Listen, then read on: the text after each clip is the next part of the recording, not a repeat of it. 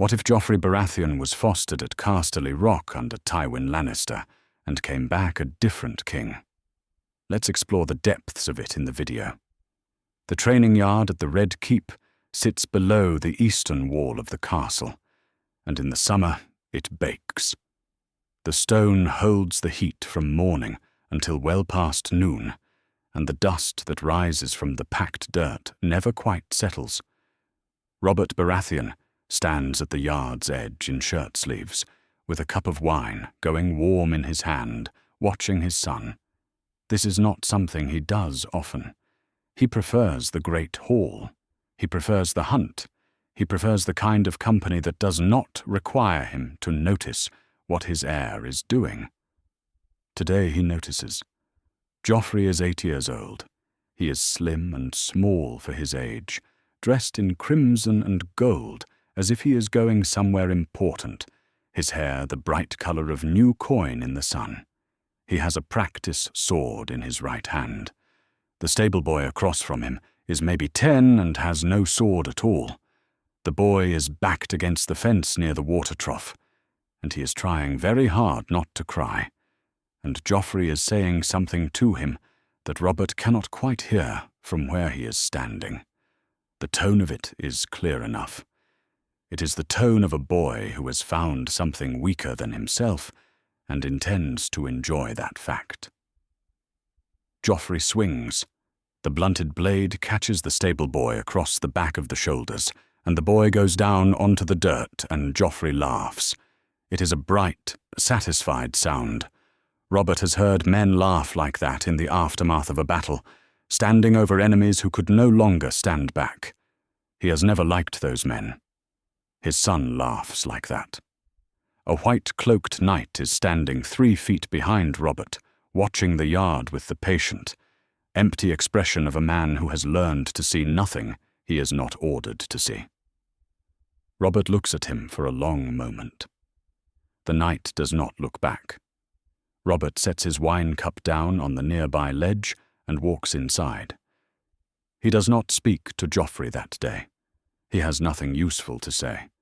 He goes to his own chambers, and he thinks for the rest of the afternoon, and his mind keeps returning to one face. Not his son's face, his wife's father's. That evening, Robert goes to Cersei's chambers without sending word ahead. She is sitting at her mirror when he enters, drawing a brush slowly through her golden hair, and she watches him in the glass with the careful look she uses when she is deciding what kind of problem he is going to be. Joffrey is going to Casterly Rock, Robert says. Your father will take him. A few years. She turns from the mirror. What follows is not an argument so much as a storm. Cersei keeps her voice low because she always keeps it low when she is serious, but the words are not quiet. She wants to know what her son has done that merits being sent away. Robert tells her about the stable boy. She says the boy was playing. Robert says, no child laughs like that at play. She says Robert has never taken any interest in Joffrey's upbringing, and it is somewhat late to start now. Robert says that is why he is sending him somewhere. It might actually do some good. Your father will teach him something, Robert says. Something I cannot. My father, Cersei says, will make him hard, cold, a thing that frightens people instead of leading them. Your father leads people, Robert says. Half the realm is afraid of him, and the other half wishes they were. There are worse teachers. Cersei's jaw tightens. She tells him that Tywin Lannister is the man who married her to a king who has never once looked at her the way a husband ought to look at a wife, and that she will not let the same man take the one thing she loves and reshape it into something she does not recognize. Robert hears all of this. He has been married to her for 11 years, and he knows that when she speaks this way, she is telling the truth about how she feels, and the truth about how she feels is not going to change what he has already decided.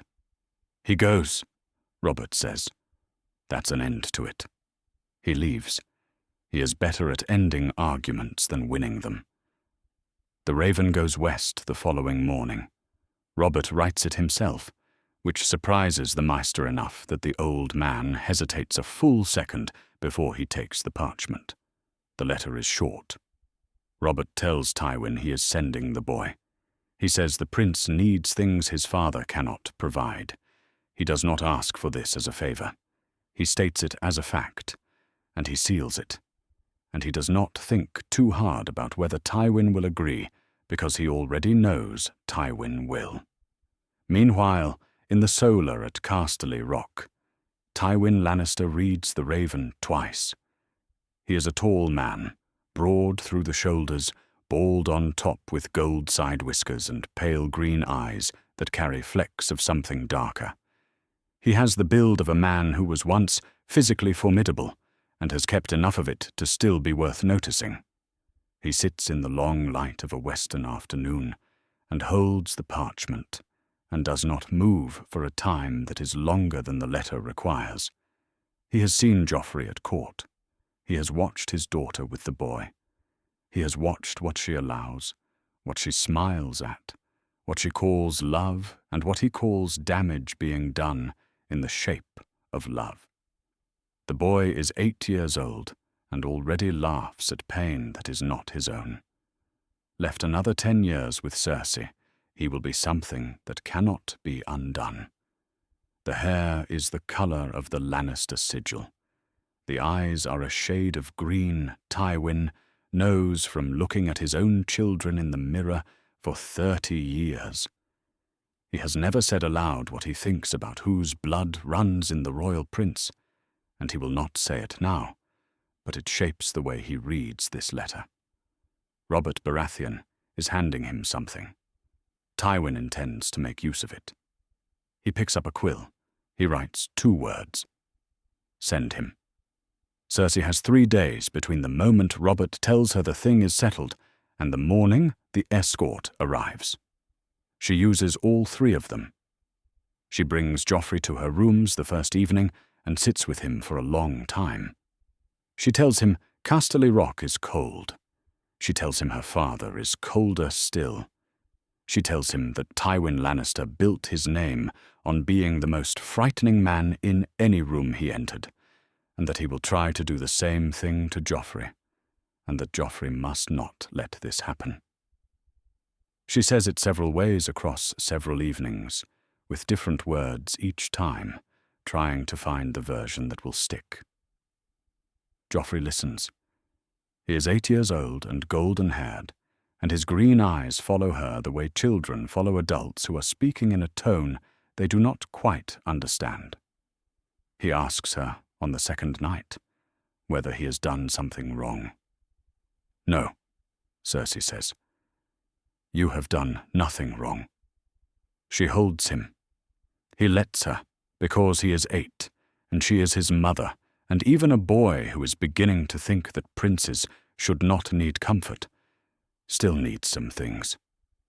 She smooths his hair back from his forehead and looks at him the way she has always looked at him, as if the sight of him is something she is afraid to stop seeing in case she cannot find it again.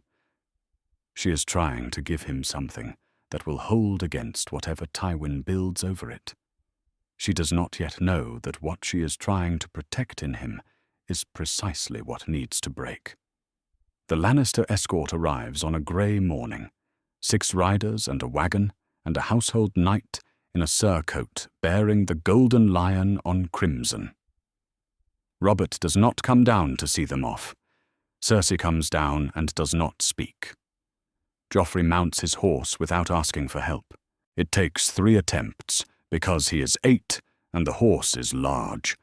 But he gets up on his own, settles into the saddle and looks down at his mother. She says his name once. He says nothing back. The escort forms up and moves out through the Lion Gate, into the noise and smell of King's Landing in summer, and down through the long streets toward the Western Road. Joffrey looks back at the Red Keep once. He looks back a second time. Then he faces forward and does not look back again. The road goes west toward the sea and the rock above it. He does not know what waits for him there. He does not know that the boy riding out through the lion gate this morning will not be the one who eventually rides back in.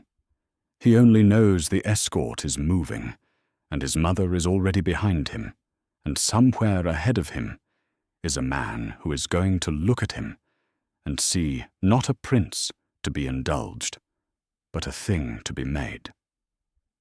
Joffrey rides forward into the morning. He does not know yet what that costs. The road from King's Landing runs west for 6 days through the rolling hills and copper-leafed forests of the Westerlands before it bends south toward the coast, and it is on the morning of the 7th day that Joffrey Baratheon first sees Casterly Rock. He has been told about it all his life. His mother has described it to him as the greatest seat in the 7 kingdoms, a monument to the power of their house, something built not by men but by the earth itself, with Lannister gold for bones. He has imagined it large. He has not imagined it large enough. The rock rises from the coastline like something the sea put there before men existed to have opinions about it. It is not a castle on a hill. It is a hill that has been turned into a castle over so many centuries that the two things are the same. Towers grow from it at heights that do not correspond to any sensible floor plan. The windows are deep cut and dark. Below it, the cliffs drop straight to the water, and the western sea catches the morning light and throws it back without warmth. The escort rides in silence for the last mile. Even the horses seem to have decided that noise would be a mistake. There is no procession at the gate. 2 men-at-arms in Lannister crimson open it as the escort arrives, and then they step back, and that is all.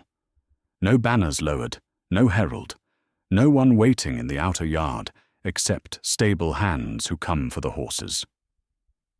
The escort captain tells Joffrey the Lord of Casterly Rock is expecting him in the inner yard. Tywin Lannister is standing alone near the center of the courtyard. He stands with his arms at his sides, and he does not move when the gate opens, and he does not move when Joffrey rides through it, and he does not move when the escort comes to a stop. He is a tall man, bald on top with gold side whiskers and pale green eyes that carry flecks of gold in them, and his face is the face of someone who decided many years ago exactly how much expression it was worth showing to the world, and has not revised the figure since. He waits while Joffrey dismounts. He watches the dismount. He says nothing. Joffrey has expected ceremony. He has brought himself to expect something less than ceremony, because his father warned him that Casterly Rock was not King's Landing. What he has not prepared for is this: a man who looks at the crown prince of the 7 kingdoms the way a man looks at a wall that may or may not need replastering. When Joffrey is on the ground, Tywin walks a slow circle around him. He takes in the posture, the hands, the set of the jaw. Joffrey tries to stand the way princes stand. It does not seem to produce any particular effect. "You will be treated here," Tywin says, "as what you are, not what you will be." He stops in front of Joffrey and holds his gaze for a long moment. "At present you are nothing. That will change, or it will not. We will find out." He turns and walks inside. Joffrey stands in the empty courtyard for a moment, with the wind off the sea coming in cold against his face. Then he picks up his bag and follows. The first full day begins before dawn. A steward wakes Joffrey in the dark and tells him the training yard is waiting. There is no breakfast first and no discussion of whether this is agreeable. Joffrey goes. The practice yard at Casterly Rock is cut into the stone on the castle's eastern side, open to the sky, with a weapons rack along one wall and a floor of packed gravel that is harder on the ankles than the dirt of the Red Keep. There are 6 other boys already there when Joffrey arrives, ranging from 9 to 13 years old, sons of bannermen and household knights, and none of them treat the Crown Prince's arrival as anything requiring comment. A few nod. The rest keep to their stretching.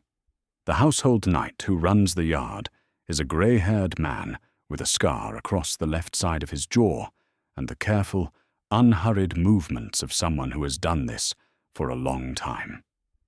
He sets them through forms for the first hour. Basic forms, the kind that Joffrey has been taught by the finest masters his father's treasury could hire. He is not as good at them as 2 of the other boys. This is not immediately obvious, because the forms themselves are not the problem.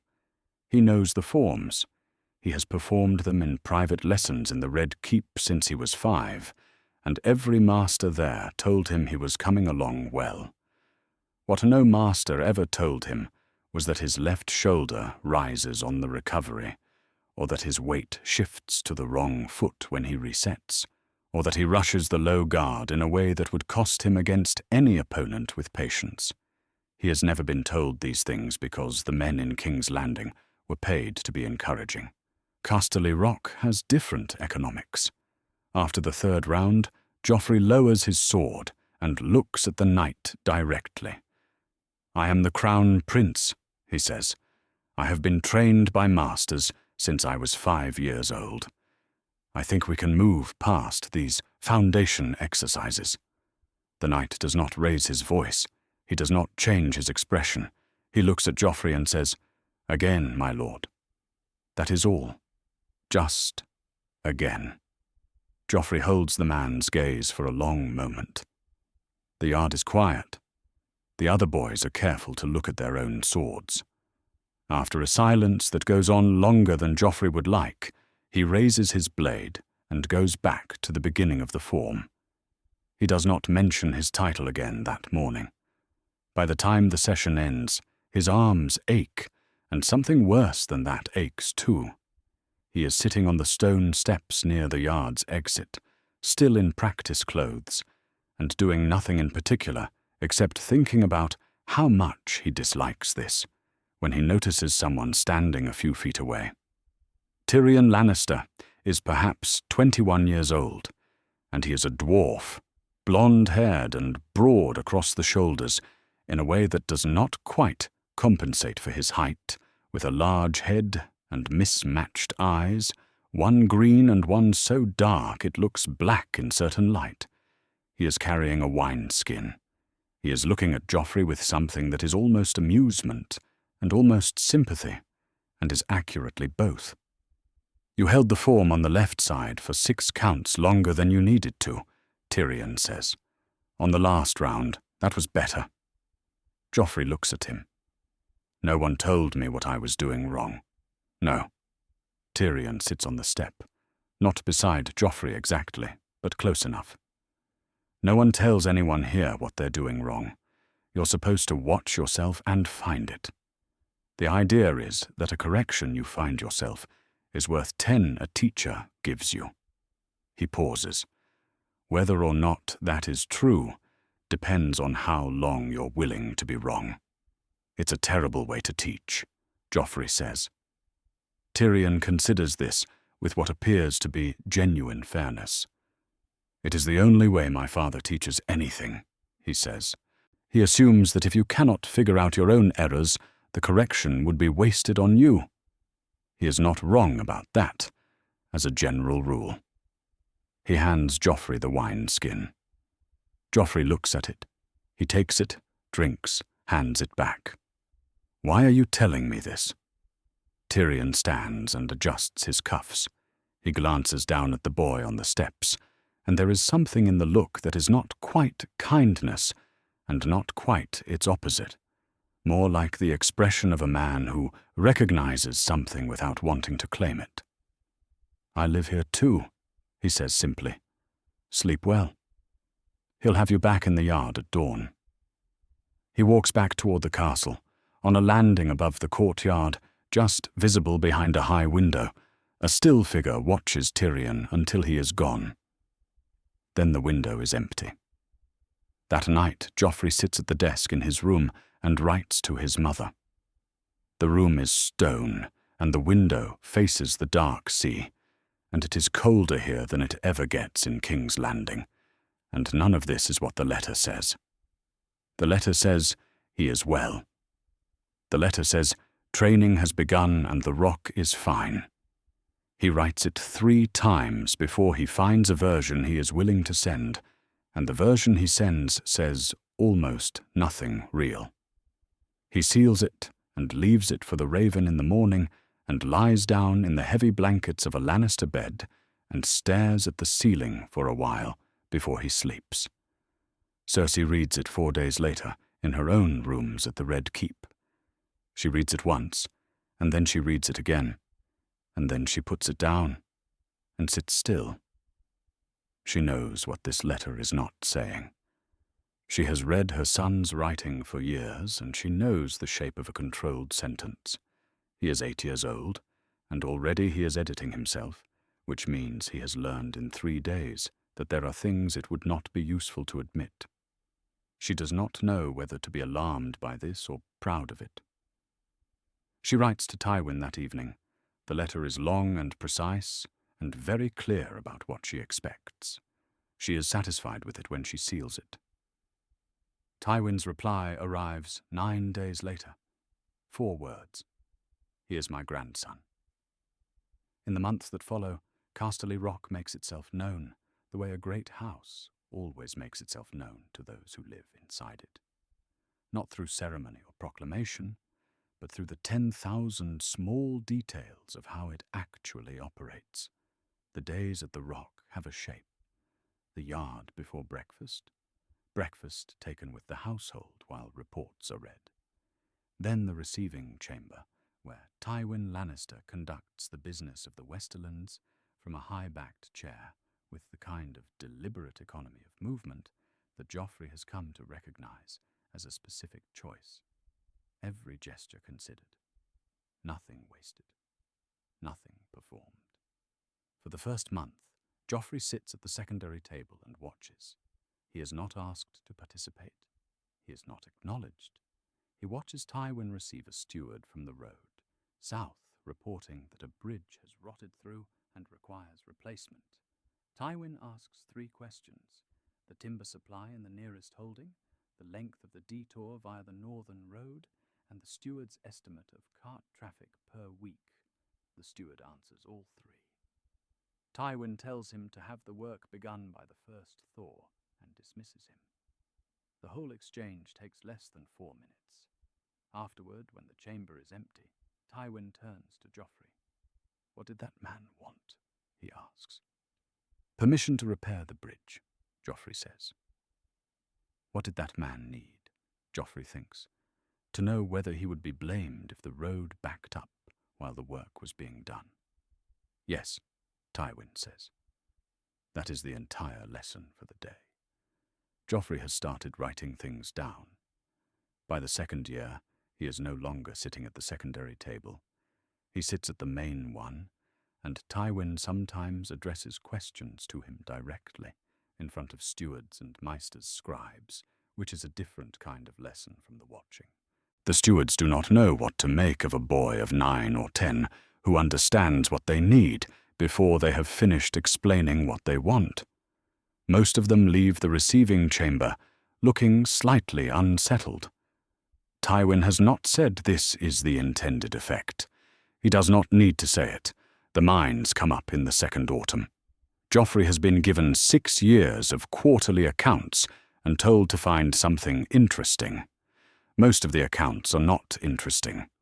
But one number is: the output tallies from the Western workings have been declining in a consistent pattern, and when he extends the line forward, it arrives somewhere that does not make sense alongside the rest of the Lannister ledgers. He compiles the relevant figures and brings them to Tywin without preamble. Tywin looks at the pages. He does not look surprised. "The mines," he says, "are not what they were." "How long?" Joffrey asks. "The gold ran thin some years before you were born." Production continues, but at a fraction of the rate the world believes. Joffrey is quiet for a moment. The crown's debt. The loans to every great house that has ever needed one. The way the Iron Throne itself behaves as though the Westerlands are inexhaustible. Yes, Tywin says. All of that. And none of it is wrong, in practical terms. He looks at Joffrey steadily. There are two places gold exists. In the ground, and in the minds of men who have never been underground. The second deposit does not diminish and requires no labor. It requires only that you never give anyone cause to doubt it. He pauses. Fear of power and power itself are the same thing to anyone standing outside the gate. Remember that. Joffrey sits with this long after he has left the chamber. He thinks about the bridge steward and his 4-minute audience. He thinks about a man who spends his life managing what others believe to be true, and what they believe because they have never been asked to look closely.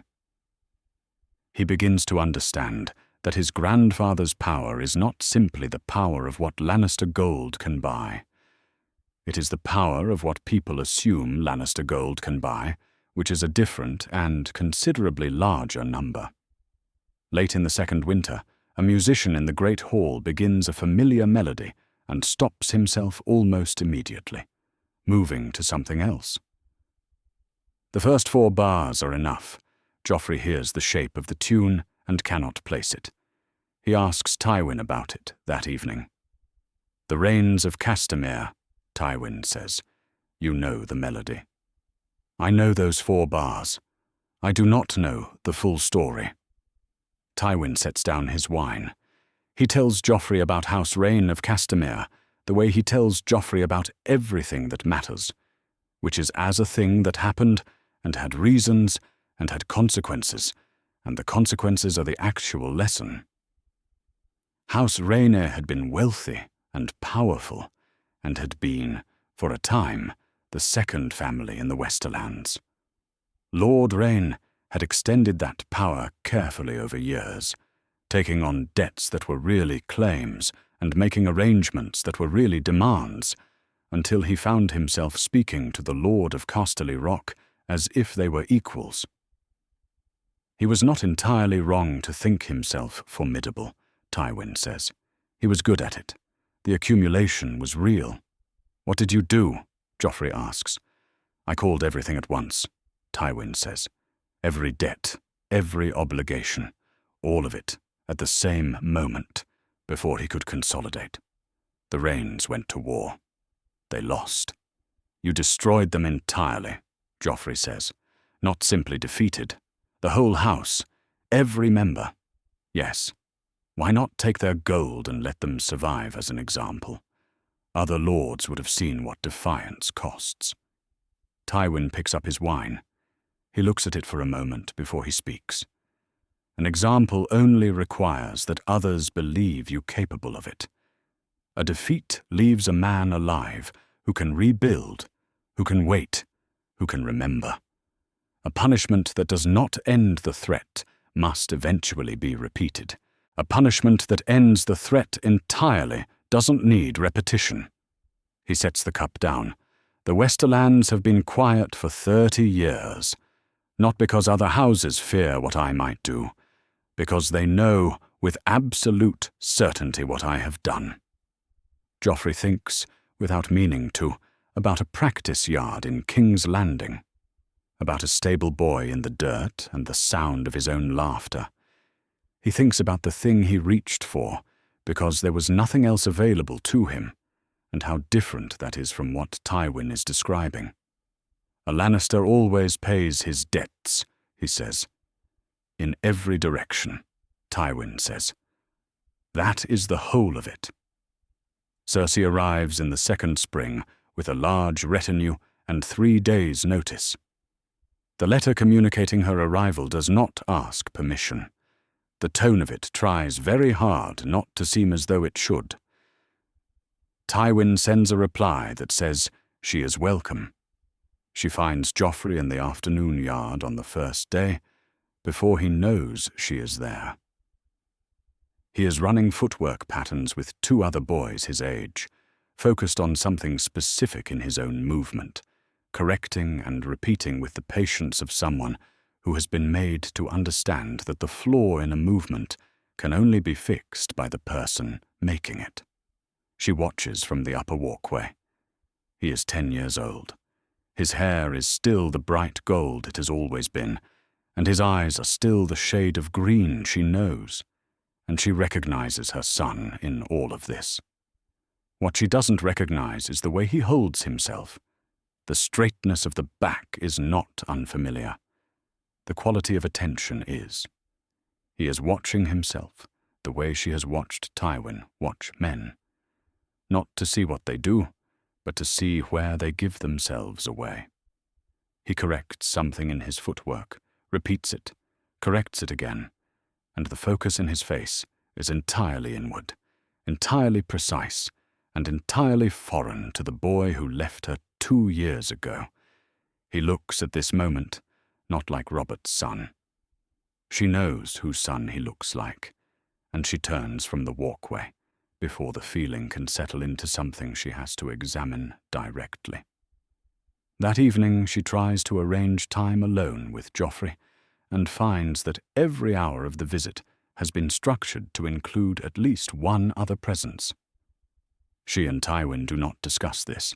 They discuss everything else, which is the same thing said differently.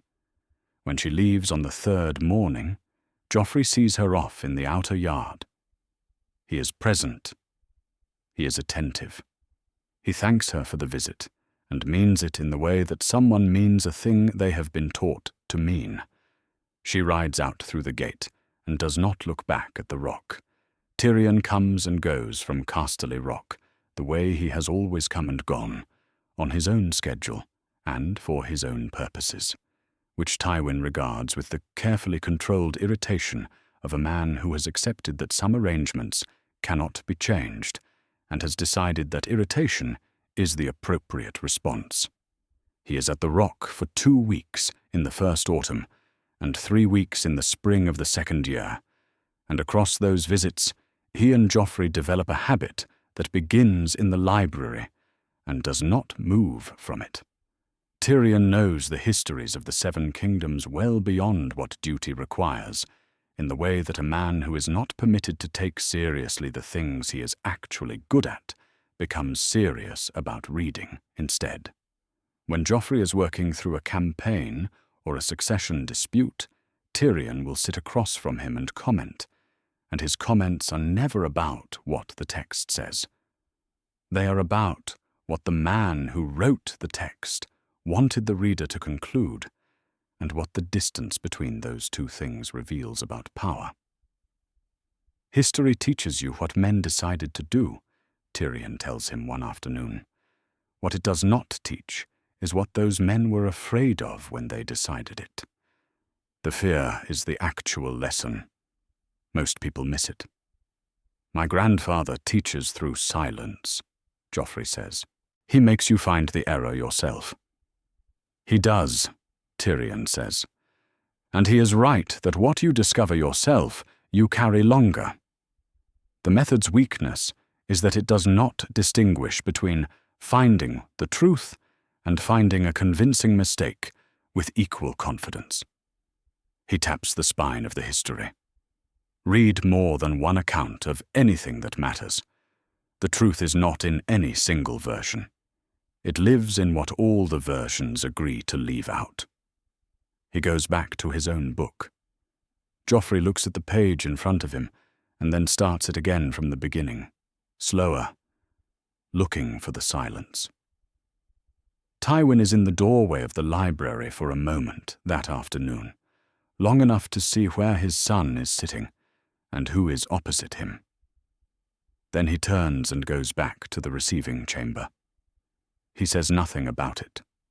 But in the evening, he asks Joffrey which account of the Dance of the Dragons he has been reading, and when Joffrey answers, Tywin tells him to find a second one. By the 3rd year, Cersei's letters arrive at Casterly Rock once a week. The frequency alone communicates something, though it takes Joffrey some months to identify exactly what.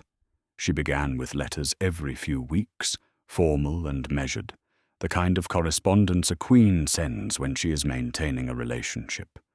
By the end of the 3rd year, they have become shorter in the time between them and longer in the text, and the content has shifted from news of the court to something else. Each letter now does 2 things at once. It tells him things about his siblings, about the progress of his lessons in her estimation, about what she believes is worth knowing about the world. And beneath all of that telling, like a current beneath still water, each letter is also asking, "Are you still mine?" She is trying to remind him of what she has decided he is. The reminders have become more specific over time, more carefully aimed. She writes that his grandfather is a cold man who has never understood the difference between strength and cruelty. She writes that the men of Casterly Rock have a way of mistaking hardness for wisdom. She writes that no matter what lessons are offered at the Rock, Joffrey should remember that his throne is his by blood, and no one can teach that into him or out of him. Meanwhile, in King's Landing, Robert declines her requests to bring the boy home. He has declined 3 such requests this year, which he regards as 3 times more than he expected to be asked. He has written to Tywin twice. The replies are brief. What Robert understands from them is that the prince is working and improving, and this information settles into him with the specific relief of a man who has spent 8 years expecting to be disappointed by something, and has found instead that the thing is turning out unexpectedly well. He does not examine this feeling too closely. He simply declines Cersei's next letter, and the one after that. At the Rock, Joffrey reads his mother's letters with the method Tywin has taught him to apply to everything. He reads once for what the letter says. He reads again for what the letter wants. He identified the gap between these 2 readings some months ago, and since then he has been tracking how the gap changes from letter to letter, which is more useful than reading any single letter in isolation. The fear is growing. He recognizes it because Tywin has shown him what fear looks like in documents. A man who is afraid writes more carefully, not less, and the carefulness itself is the signal. He does not say any of this in his replies. He writes back with warmth that is real but not elaborate. He answers the surface of what she asks. He does not yield the small acknowledgments she is reaching for, the reassurances that would let her know her coaching still holds. His letters are shorter than hers and warmer than they need to be, which is a balance he has worked out deliberately and is quietly satisfied with. She notices. Her next letter is longer and warmer and more worried than any he has received. In the autumn of the 3rd year, Sir Jaime Lannister arrives at Casterly Rock. He comes between duties in the way that has become his only mode of travelling anywhere that is not the Red Keep. The Kingsguard oath means his life now belongs to the Crown's schedule, and his own time is whatever remains, which has taught him to move efficiently in the gaps. He is 30 years old and arrives in the late afternoon with a small escort and a white cloak that carries the specific, road-worn look of a man who has ridden hard and chosen not to stop for appearances. He has golden hair and green eyes, and the bearing of someone who was made to be exceptional and has spent his adult life standing in front of a king to prove it. Tywin meets him in the inner yard. The exchange is brief and navigates the specific channel of tension that runs between them as a permanent feature of any room they share. Tywin regards his eldest son the way a master craftsman regards a superior piece of work that has been allowed to go to a purpose beneath its quality. He does not say this. He has said it before, in other forms, and saying it again would be repetition without result. He welcomes Jaime to the rock and arranges the evening meal. The next morning, Joffrey is in the practice yard. Jaime finds him there by accident, passing the yard's open gate on his way to the stables. He stops. He stands at the fence and watches without announcing himself. Joffrey is sparring with another boy, running an extended sequence that tests the blade at multiple heights and angles. The form is one that Jaime learned when he was young, long enough ago that he has forgotten learning it and simply has it. What he sees in the boy is not the form itself, but the way it is being done. The quality of attention. The particular way the weight settles before each move. Jaime has that. He has always had it, and he has never been entirely sure where it came from, or whether it is teachable or simply born into a person. The other boy is more experienced. Joffrey is more focused in a specific way, turned inward on a problem he is working to solve in the motion itself, not performing the exercise, but actually trying to fix something in himself. It is exactly what Jaime would do. The other boy scores the point. Joffrey resets without comment and starts again. Jaime stays at the fence for longer than he intends.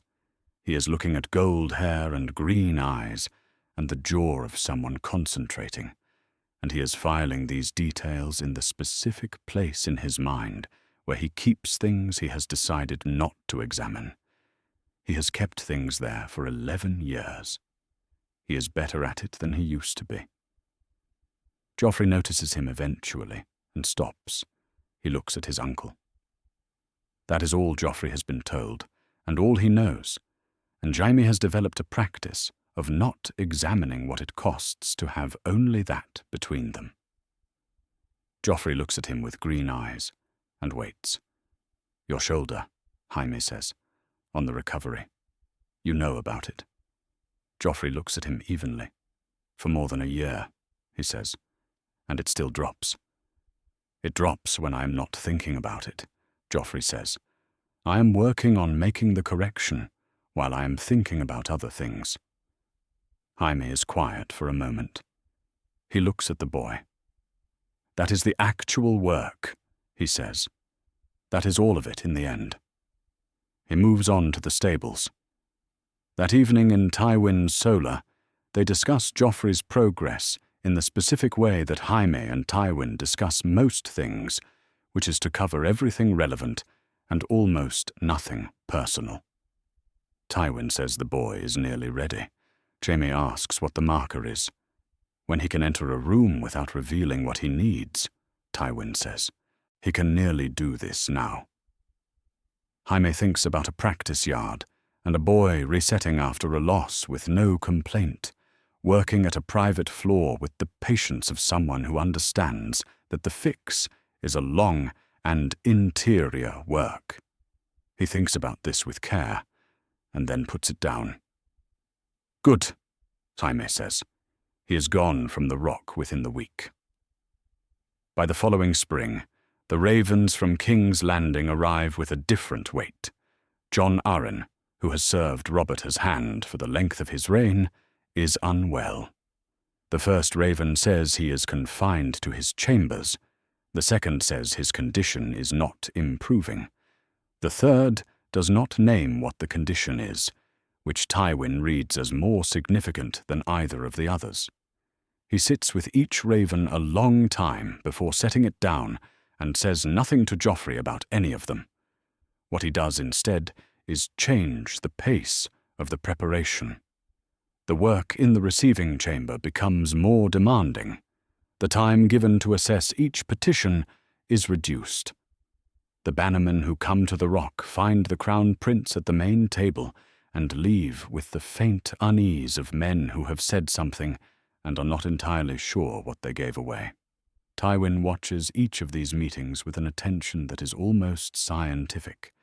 He is checking something, calibrating against a standard that is inside his head and has not been spoken, By the time preparations for the return journey begin, Joffrey is 11, approaching 12. He has been at the Rock for just over 4 years, and he has become someone different from the boy who arrived. He is not kind. Tywin did not teach kindness, and Joffrey is not sure it is something that can be taught. It may be something that is simply present or not, and in his case, it is not, or at least not in the form he has seen practiced as performance by the people around him all his life. What he has instead is the discipline to choose his actions from reason rather than from whatever is most immediately satisfying. He is patient with a patience that comes from understanding timing rather than from gentleness. He is precise. He can enter a room and hold it without invoking his title, which is the marker Tywin set and which he met, quietly, 6 weeks ago. He has absorbed a Lannister always pays his debts as a living thing rather than a saying. He understands now that it means in every direction to those who serve well and equally to those who work against. He has thought about the stable boy in the King's Landing yard and the sound of his own laughter, and he has thought about what that was and what it was for, and he has filed it as information about who he was, not who he is. He is not who Cersei made him. He is not entirely who Tywin made him. The difference is small enough that neither of them have named it, and large enough that it is going to matter. On the last morning at the Rock, before the escort is assembled and the journey east begins, he stands at the west window and looks at the sea for a while. Then he turns away from it and does not look back. The road east from Casterly Rock to King's Landing runs for 6 days through the Westerlands, and then across the more populated heart of the realm, and Joffrey uses every hour of it, not to prepare or practice or rehearse anything in particular. He has done that kind of work at the Rock and does not need to do it on horseback. What he uses the journey for is observation, because Tywin has taught him that a man who doesn't look at a thing before he acts on it is borrowing against a debt he will eventually have to pay. The Westerlands he has seen. The stretch of realm between the Rock and the capital he has not seen since he was 8, and he finds that what he notices at 12 is a different inventory than what he noticed then. The towns are larger the closer you get to King's Landing. The roads are more worn. The bridges over the tributary rivers have been maintained with varying degrees of care, and the variation tells him something about whose land he is passing through and how well it is being administered.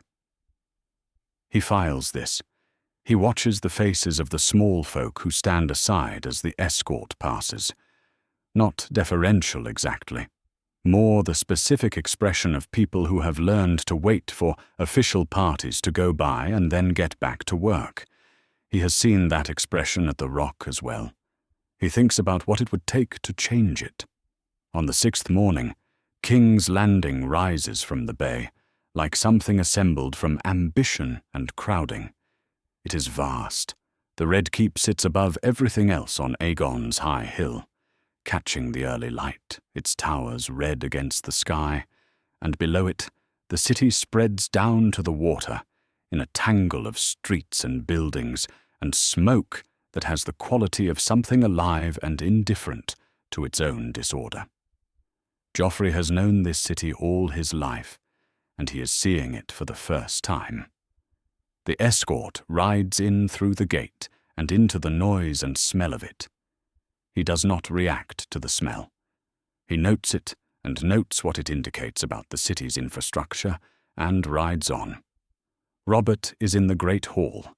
He is larger than memory, not taller, but wider, in the way of a man whose body has expanded in the years since its peak to fill the space available to it, and the space available to Robert is considerable.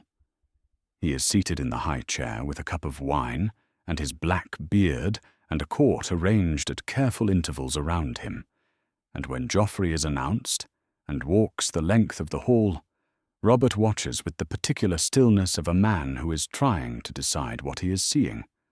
The boy he sent to Casterly Rock was 8 years old, and spoiled and frightened, and had a quality about him that Robert had never been able to name and had preferred not to examine. The young man who walks toward him now is neither of those things. He is 12, and composed, and covers the length of the hall with the bearing of someone who is accustomed to rooms and unimpressed by their architecture. And when he arrives and bows, the bow is correct and unhurried. Robert stands. He looks at Joffrey for a moment longer than the situation strictly requires. "You look well," he says. He sounds, marginally, like a man who did not expect to say that, and means it.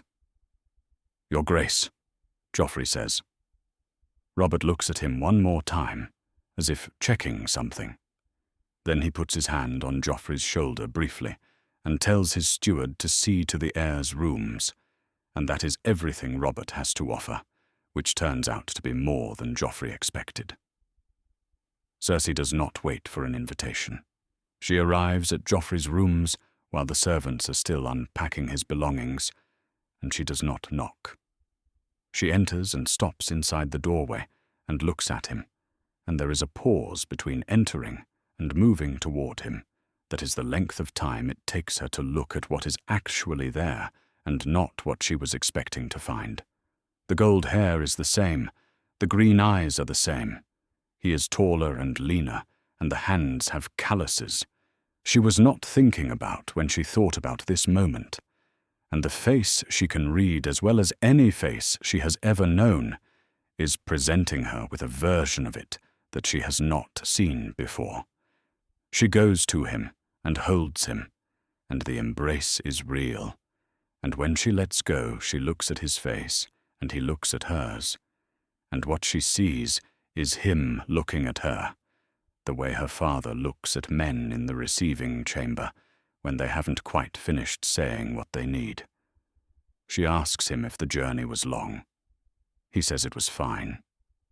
She asks about the rock and what his rooms are like, and whether he is comfortable, and he answers each of these questions accurately and without elaboration, and somewhere in the third answer, she understands that the questions themselves are the wrong kind.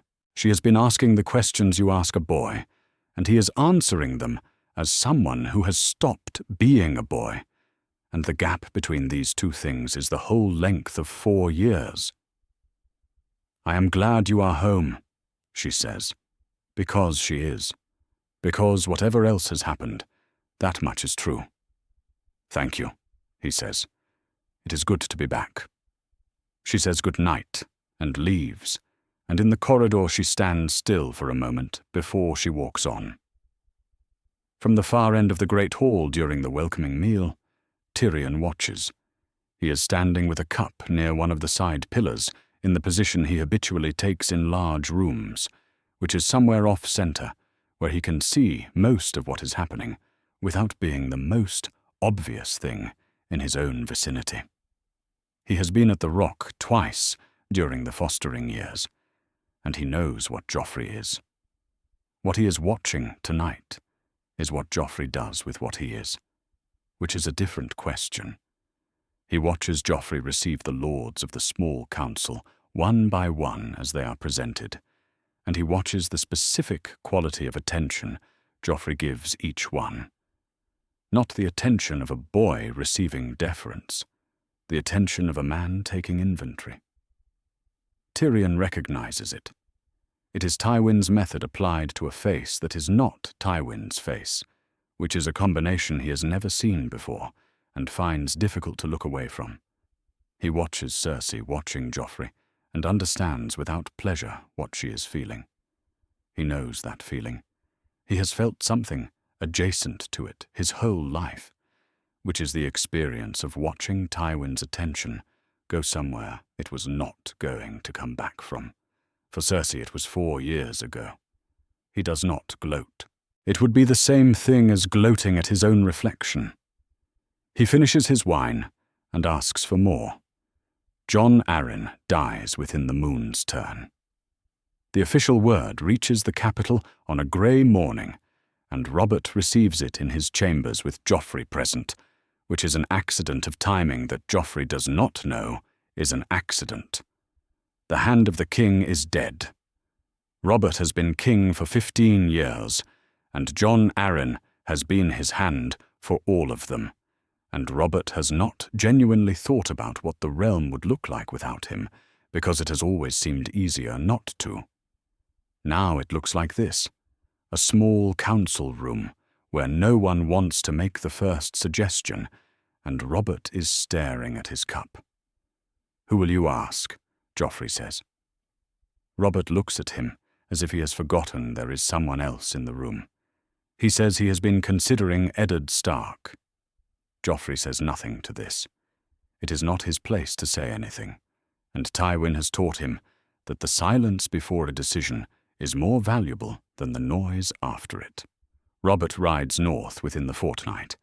He returns from Winterfell 3 weeks later with the Stark party in his wake. The Lord of Winterfell has accepted the post of Hand. Joffrey is at the gates with the court to receive them when they ride in. Robb Stark is 15 years old and has the build of someone who has been training seriously since he could hold a practice sword. He has brown hair and blue-grey eyes, and the look of someone who expects to be competent at things, and generally is. He comes in riding well and takes in the Red Keep and the court, and Joffrey, with the specific sequence of a young man who has been told to observe carefully, and is doing so. He meets the Crown Prince's eyes, and gives a measuring look that is not unfriendly, and not deferential, and is almost exactly the right balance of both. Joffrey takes note of this. Sansa Stark rides behind her father, and she is also 12 years old, auburn-haired and blue-eyed and tall for her age, dressed in the colours of her house, and there is something in the quality of her attention as she enters the yard that is different from her brother's assessment. She is not cataloguing, she is experiencing. The Red Keep, the banners, the assembled court, the smell of King's Landing carried in on the afternoon air. She is taking it in the way a person takes in a thing they have been imagining for a long time and are now finally inside of. Joffrey approaches her after the formal reception has run its course. He bows. He says that he is pleased to meet her, and that he hopes the journey was not too taxing, and that King's Landing is at her disposal. He says this in the way Tywin would say it, which is the way of a man offering something he means without the performance of meaning it. Sansa looks at him. She is 12 years old, and she has grown up on songs about princes, and the song version has golden hair and a fine manner, and treats a lady as a lady deserves to be treated. The Crown Prince has golden hair. He does have a fine manner. He is treating her correctly, with exactly the degree of courtesy the moment calls for, and no more and no less. It is not the performance she expected. It is something colder and more real than the songs prepared her for, and she is not yet sure whether cold and real is better than warm and false. She says she is honored to be at court. He says the honor is shared. They have both said the right things, and neither of them has given anything away, and the feast begins, and neither of them is quite what the other imagined. He comes back to a court that does not know what to do with him, and this is precisely what he expected. The Red Keep is smaller than he remembers, or perhaps he is simply larger, not in body alone, but in some other way that has no easy name. The corridors are the same corridors. The smell of salt and heat off Blackwater Bay is the same smell. The great hall with its high stone vaults, the galleries above the training yard, the courtyard where the ravens come and go, all of it is unchanged. And he is what has changed, and the strangeness of coming back to a place you once knew and finding that its dimensions have shifted is not something Tywin prepared him for. Tywin did not need to. Tywin has not left Casterly Rock in years. Casterly Rock does not diminish. He walks through the great hall on the morning after his return feast, and he reads the room the way Tywin taught him to read rooms, which is to say, not as a collection of people but as a collection of positions, each person occupying a position, each position containing information about what that person wants and what they are afraid of. He reads Littlefinger first, because Littlefinger is the kind of man who requires reading early, before he reads you.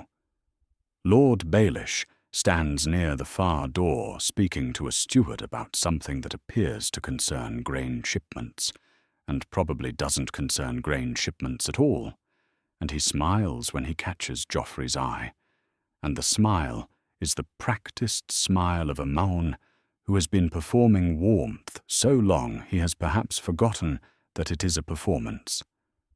Joffrey smiles back. He has learned to smile back. He files Littlefinger under the heading Tywin gave him at the Rock, a man who benefits when others are confused about what he wants. The confusion is the product. Everything else is the delivery mechanism. Varys glides rather than walks and speaks in the manner of a man sharing confidences, and he tells Joffrey that it is wonderful to have him back at court, that the king his father has missed him greatly, that the capital is livelier for his presence. Joffrey thanks him. He does not believe any of it, and he does not disbelieve any of it either, because Varys's statements have the quality of being constructed to resist belief. The only honest thing about them is that they are delivered with such total ease. A man who lies poorly is simply a man who lies. A man who lies as naturally as breathing is a different problem. Pycelle bows with great ceremony and speaks of what an honor it is to see the prince returned, what a comfort to the king. He seems old in a new way, which is the way of a man who has served too many masters and is no longer certain which master he currently serves. Joffrey is civil to him. Civility costs nothing. Renly is charm itself, all wit and teeth, and he claps Joffrey on the shoulder and says, "The boy has become a man," and Casterly Rock must have agreed with him. Joffrey says that it did. Renly laughs and moves on. Joffrey watches him go and thinks about what Renly wants, because everyone at court wants something, and the question is only whether they know what it is. His father he reads last, saving him for when his mind is clearest and his patience steadiest. Robert Baratheon is massive and loud and half-drunk by midday, and he pulls Joffrey into an embrace in the yard that smells of wine and sweat, and he holds him at arm's length afterward and looks at him with those bright blue eyes and says he is pleased, very pleased. The boy looks like a man now. Tywin did good work with him. There is something genuine in this that Joffrey did not entirely expect. Robert loves him, or loves the idea of him, or loves what a son represents to a man who is otherwise running out of things he still wants. The love is real enough. It is simply not accompanied by any very detailed understanding of who Joffrey actually is. And Joffrey thinks about this gap between being loved and being known as he stands in the yard with his father's hands on his shoulders. He decides it is something he will return to when there is time. He tells his father he is glad to be home. He means it in the way he means most things now, which is partially and precisely. Cersei is another matter entirely. She comes to his chambers on the second evening, before supper, when the light is going orange over the bay and the candles have not yet been lit. She sits across from him and looks at him with those green eyes that have always been able to move him, even when he wished they could not. And she is composed. She is always composed. But underneath it is something she has not yet decided how to name. She tells him she is glad he is home. She has missed him terribly. Casterly Rock must have been very educational, And she says this last word in the way she says things she does not like, carefully, as though it is something she would like to set down somewhere and not pick up again. He tells her that it was, that he learned a great deal, that he is grateful. She watches him when he says this, and what moves across her face is something between sorrow and alarm, the expression of a woman who has received a letter and found the handwriting familiar but the words wrong. She says that he seems different. He knows what she means. She means he has become something she did not build and cannot entirely account for. And she is right, and he does not confirm or deny it. He is polite to her. He is polite to everyone. This is what he has decided to do first, before changing anything else. Be polite and commit to nothing, and watch. In the weeks that follow, he attends the small council, and he listens more than he speaks. And the council takes this for deference or for youthful uncertainty, which suits him. He watches the flows of information, who brings what to whose attention, what is mentioned with care, and what is mentioned casually, and what is not mentioned at all. He has learned to find meaning in omissions. Tywin taught him this in the second year, sitting over account books in the tower office with the narrow windows, saying that what a man does not say is often the most important thing, he says, that the shape of what is left out tells you more about a man's intentions than the shape of what is put in. The matter of Jon Arryn's death is not mentioned in council. It is mentioned in corridors, in the oblique way that important things are mentioned in corridors by men who are careful about what they commit to words. Jon Arryn died of a fever. This is what everyone says. Grand Maester Pycelle attests to it with the full weight of his office. It is possible that it is true. It is also possible that it is the kind of statement that has been agreed upon by people who find it convenient, the kind of truth that functions as a door with the room behind it locked. He thinks about Jon Arryn. He thinks about what a hand of the king investigates in the weeks before he dies, and what it means that no one is saying what it was. He knows that someone benefits from Jon Arryn's death, because someone always benefits. And the question is only who, and the question behind that question is what they were afraid Jon Arryn was going to find. He does not yet have enough to answer either. He files them away. He has become good at filing things away, at holding questions open without the urgency to resolve them, the urgency that used to feel like courage, and he now understands, was impatience. Patience is not the absence of wanting. It is wanting and waiting anyway, because the time is not right. He does not know yet what that question will cost him to answer. Ned Stark arrives with the North behind him in the way that northern lords always carry the North with them, which is to say it is visible in how he holds himself, in the set of his jaw, in the bluntness of his courtesy. He rides through the Lion Gate on a grey morning, with a Stark banner snapping overhead and a modest retinue at his back, and Joffrey watches from a gallery window above the yard, and thinks that this man looks like someone who has already made a decision about King's Landing and is simply waiting for the city to confirm it. He watches the way Ned takes in the Red Keep, the careful look he gives the walls and the towers, the way his eyes move over the yard with the attention of a soldier noting terrain rather than the attention of a courtier noting opportunity. He does not look impressed. He does not look contemptuous. He looks like a man conducting an honest assessment of a difficult situation, and Joffrey finds this interesting, because most of the men he has observed at court look at everything through the lens of what it contains for them, and Ned Stark does not appear to have that lens at all. The formal introduction happens in the throne room, because everything in King's Landing happens in the throne room when it is meant to be seen and witnessed and recorded. Robert comes down from the dais to meet Ned himself, which is not the done thing, and Robert does it anyway, which is entirely the done thing for Robert, and he embraces Ned with the enthusiasm of a man reuniting with the part of himself he left somewhere and has been looking for ever since.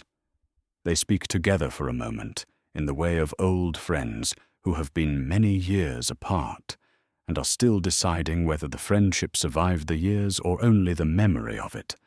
And Joffrey stands at his father's right and watches Lord Stark the entire time.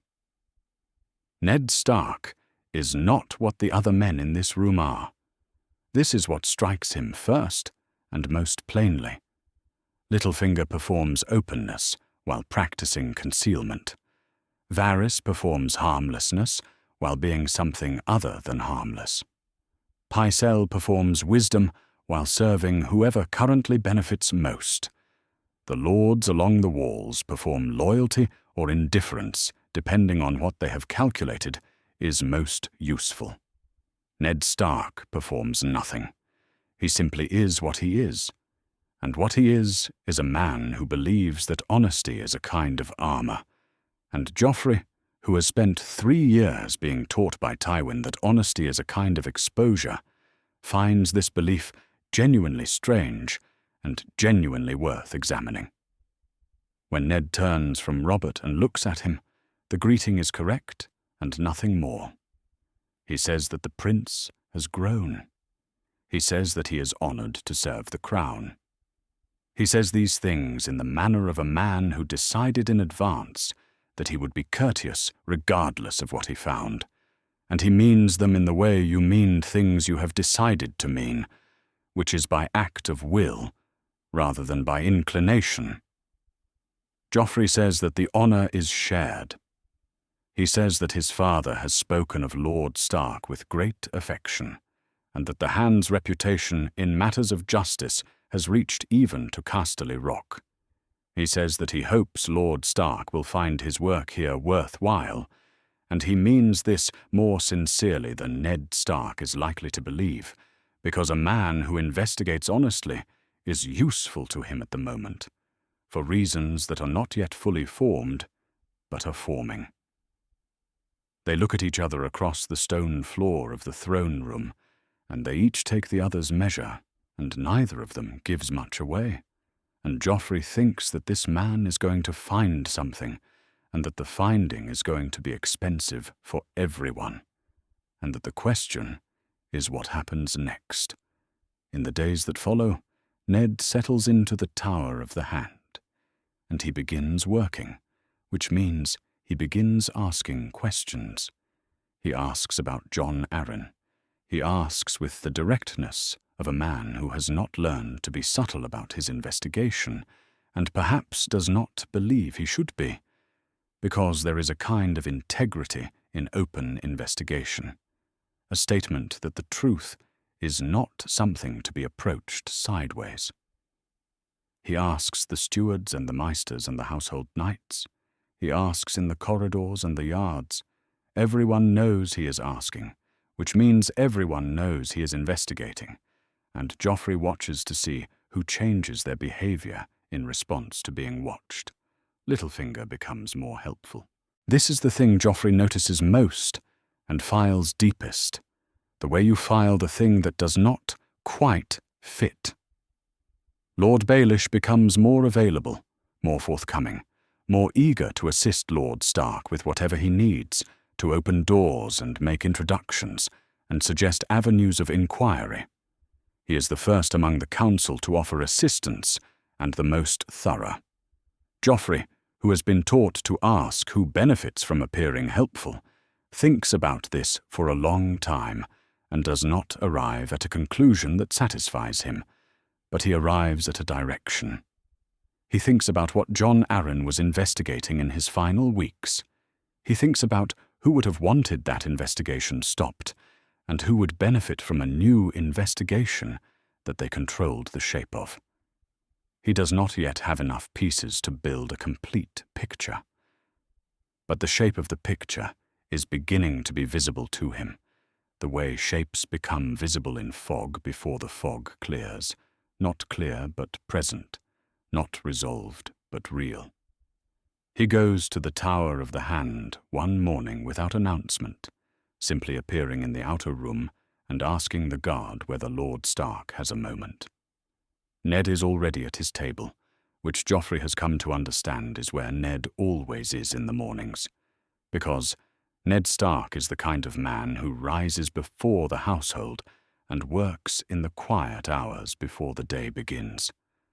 There are papers on the table and a cup of something cooling beside them, and he looks up when Joffrey enters, surprised, and recovers quickly, and says that of course the prince is welcome.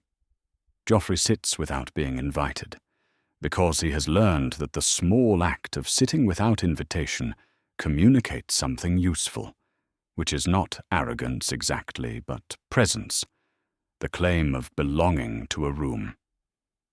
He says that he wanted to speak with Lord Stark without the council present, without the ceremony that makes honest conversation difficult.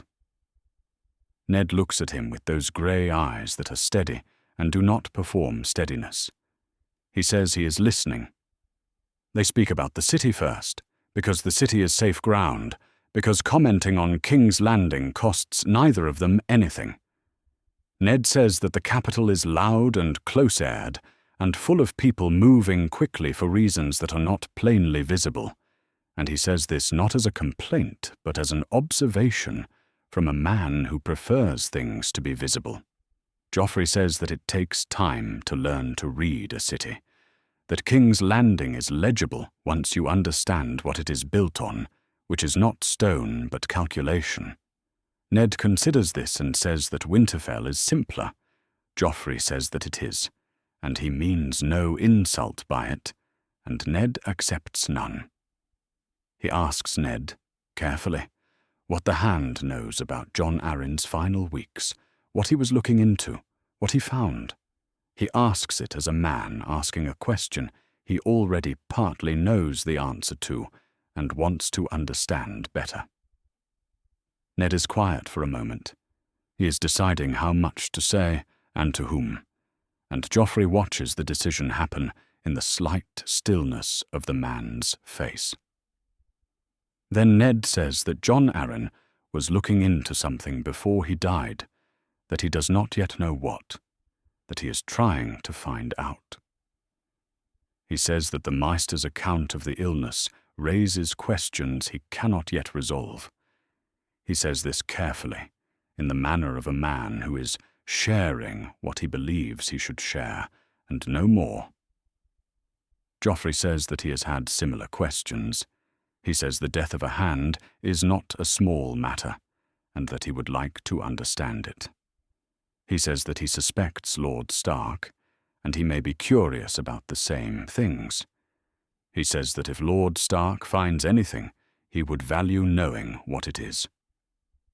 Ned looks at him again with that steadiness that is not performed. He says that he will keep that in mind. It is not a promise, and they both know it. But it is not a refusal either. Joffrey leaves Ned to his papers and his cooling cup, and he walks back through the corridors of the Red Keep with his hands clasped behind him, in the way he learned at Casterly Rock when he was still becoming the thing he is now, and he thinks that Ned Stark is going to find something, and that what he finds will change the shape of everything, and that he needs to decide before that moment what he is going to do about it. He does not know yet whether he will be ready. He knows that readiness is something you build toward, and not something you simply arrive at, and the time he has is not long. Robert Baratheon dies on an unremarkable morning in late summer, and the first thing Joffrey thinks when the news reaches him is that his father deserved a better death than this.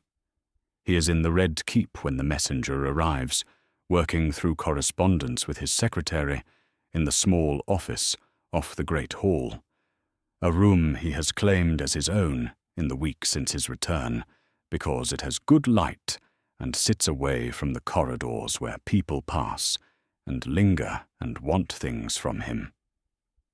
The messenger is one of the hunt's outriders, still dusty from the road, and he delivers his account in the manner of a man who is afraid of the words he is saying and is trying to say them quickly so they will be over. The boar was large. The king was brave. The wine had been flowing since midday. The wound is deep and the master does not hold hope. Joffrey dismisses the secretary and the messenger, and he stands alone in the room with the afternoon light moving through the high window. And he thinks about his father. He thinks about what Robert Baratheon actually was, underneath the kingship that never quite fit him. A soldier. A man made for the field and the melee and the fellowship of hard men who had survived hard things together.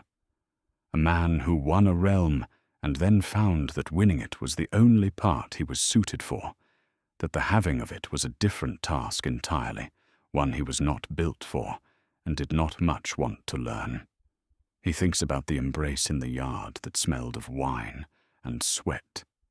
He thinks about those still bright blue eyes when he said he was pleased, very pleased. The boy looks like a man now. He thinks about the gap between being loved and being known, and he thinks that his father loved him as completely as Robert Baratheon was capable of loving anything after the war hollowed him out and left only the appetite where the ambition used to be. He does not weep. He has not wept easily since the second year at Casterly Rock, when he learned the difference between feeling a thing and being driven by it.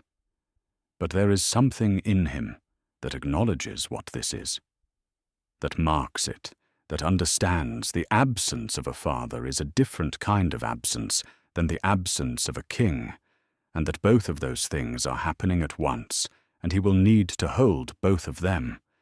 He also knows about the wine.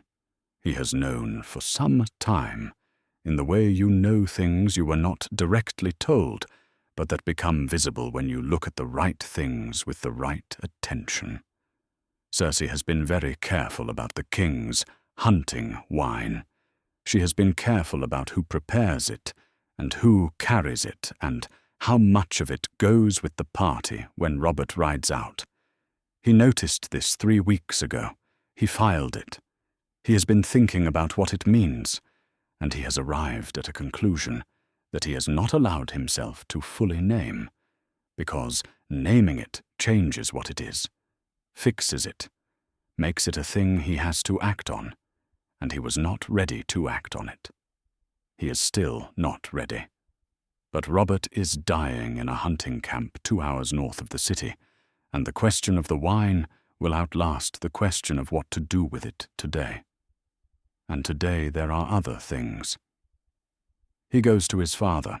Robert is brought back to the Red Keep on a litter before nightfall, and he is very large and very still, and the wound across his belly has been packed and bound, but the binding is already dark through. The maester has given him something for the pain, and his eyes are glassy and not quite focused, and he looks at Joffrey when Joffrey sits beside him, and he says his name, just his name, and there is something in the way he says it that is not the way he has said it before. Joffrey takes his father's hand. The hand is very large and very warm, and the grip, when Robert tries to grip back, is not what it was. Robert says that he has not been a good king. He says it without drama, without the self-pity that might make the statement easier to hear, just as a fact he has arrived at in the long hours since the boar found him. He says he should have tried harder. He says the realm deserved better. Joffrey says that his father won the realm when it needed winning, and that the realm does not forget that. Robert looks at him for a moment. His eyes are not quite right, but they are clear enough for this. He says that the boy has grown up while he was not looking, and that this is his fault and that he is sorry for it. Joffrey says there is nothing to be sorry for. He says this because it is what should be said, and because part of him means it, and part of him does not, and he is no longer certain which part is larger. and this is perhaps the most honest thing he has felt in a long time.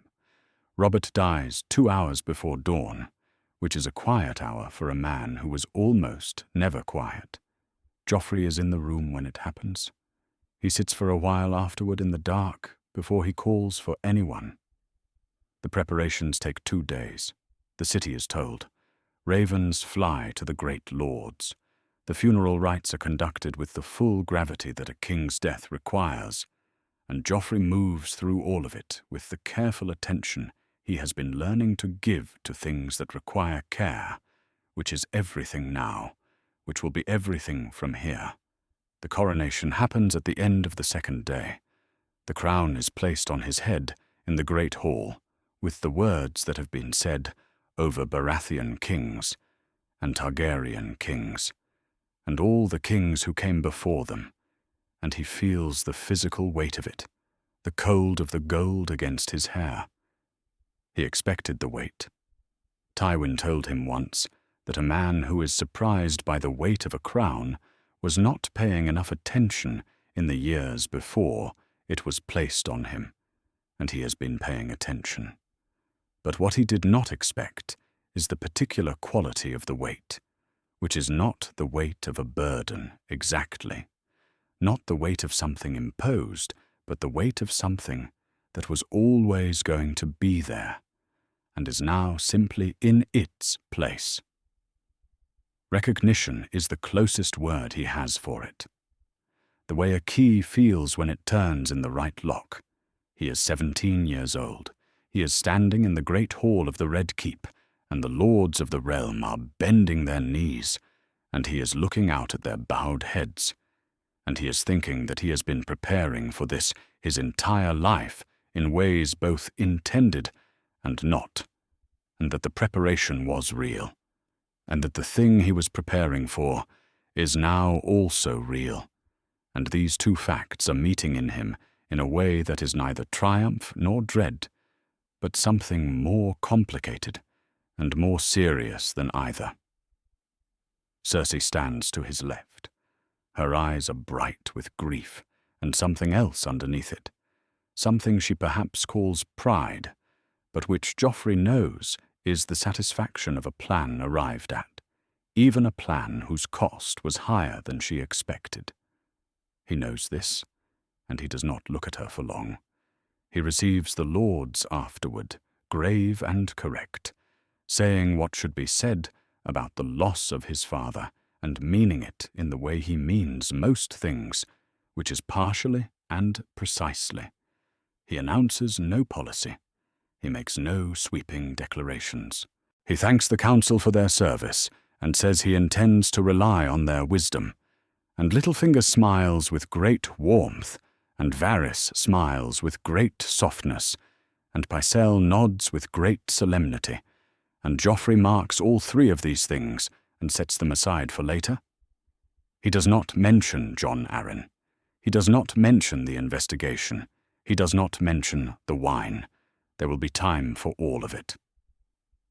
He is the king now, and the first thing a king must do, Tywin told him once in the tower above the sea with the account books open between them, is understand what he controls and what he does not, and not mistake one for the other. He controls this room. He controls the next hour. He controls the impression he makes in the first days of his reign, which will set the terms for everything that follows, and the impression he intends to make is of a young king who is steady and watchful, and who does not move before he should. He moves carefully. He moves for now. Not at all. Ned Stark comes to him at night, which is perhaps fitting for the kind of conversation they are about to have, the kind that cannot be had in daylight, where people might see faces and remember them afterward. Joffrey is in his study when the knock comes, reading, a lamp burning at his elbow, and the harbour sounds distant below the window. The guard at the door tells him that the Hand requests a private audience. "Urgent," the guard says. Joffrey sets down the book and says to admit him, and he doesn't put the book away entirely, because there is something useful in receiving a man over an open book, in making the room feel like an interruption of something, rather than a preparation for it. He learned this from Tywin, who arranged rooms the way other men arranged armies. Ned enters, and the door closes behind him, and they are alone in the lamplight. Ned Stark looks like a man who has arrived at a place he hoped he would not have to arrive at. He stands very straight, and his hands are at his sides, and the grey eyes are steady in the way they are always steady. But underneath the steadiness is a weight that was not there in the throne room introduction or in the Tower of the Hand when they spoke about the city. He has found what he was looking for. Joffrey can see this. It is visible in him the way weather is visible in the sky before it arrives. Ned says that he has come on a matter of some delicacy. He says that he has information that concerns the succession. He says that before he decides what to do with this information, he believed the king should hear it. Joffrey says that Lord Stark is very courteous. There is a pause. The lamp between them throws its steady circle. Then Ned says it plainly, in the way he says everything, that Joffrey is not Robert Baratheon's son, that none of the Queen's children are Robert's, that the father is Sir Jaime Lannister, that this means the succession is built on a lie and the laws of the realm require it to be addressed. Joffrey is quiet for a moment. Then he says that he knows. The silence after this has a particular quality, the quality of a room in which something heavy has been set down on the floor unexpectedly. He tells Ned that he was told 3 years ago.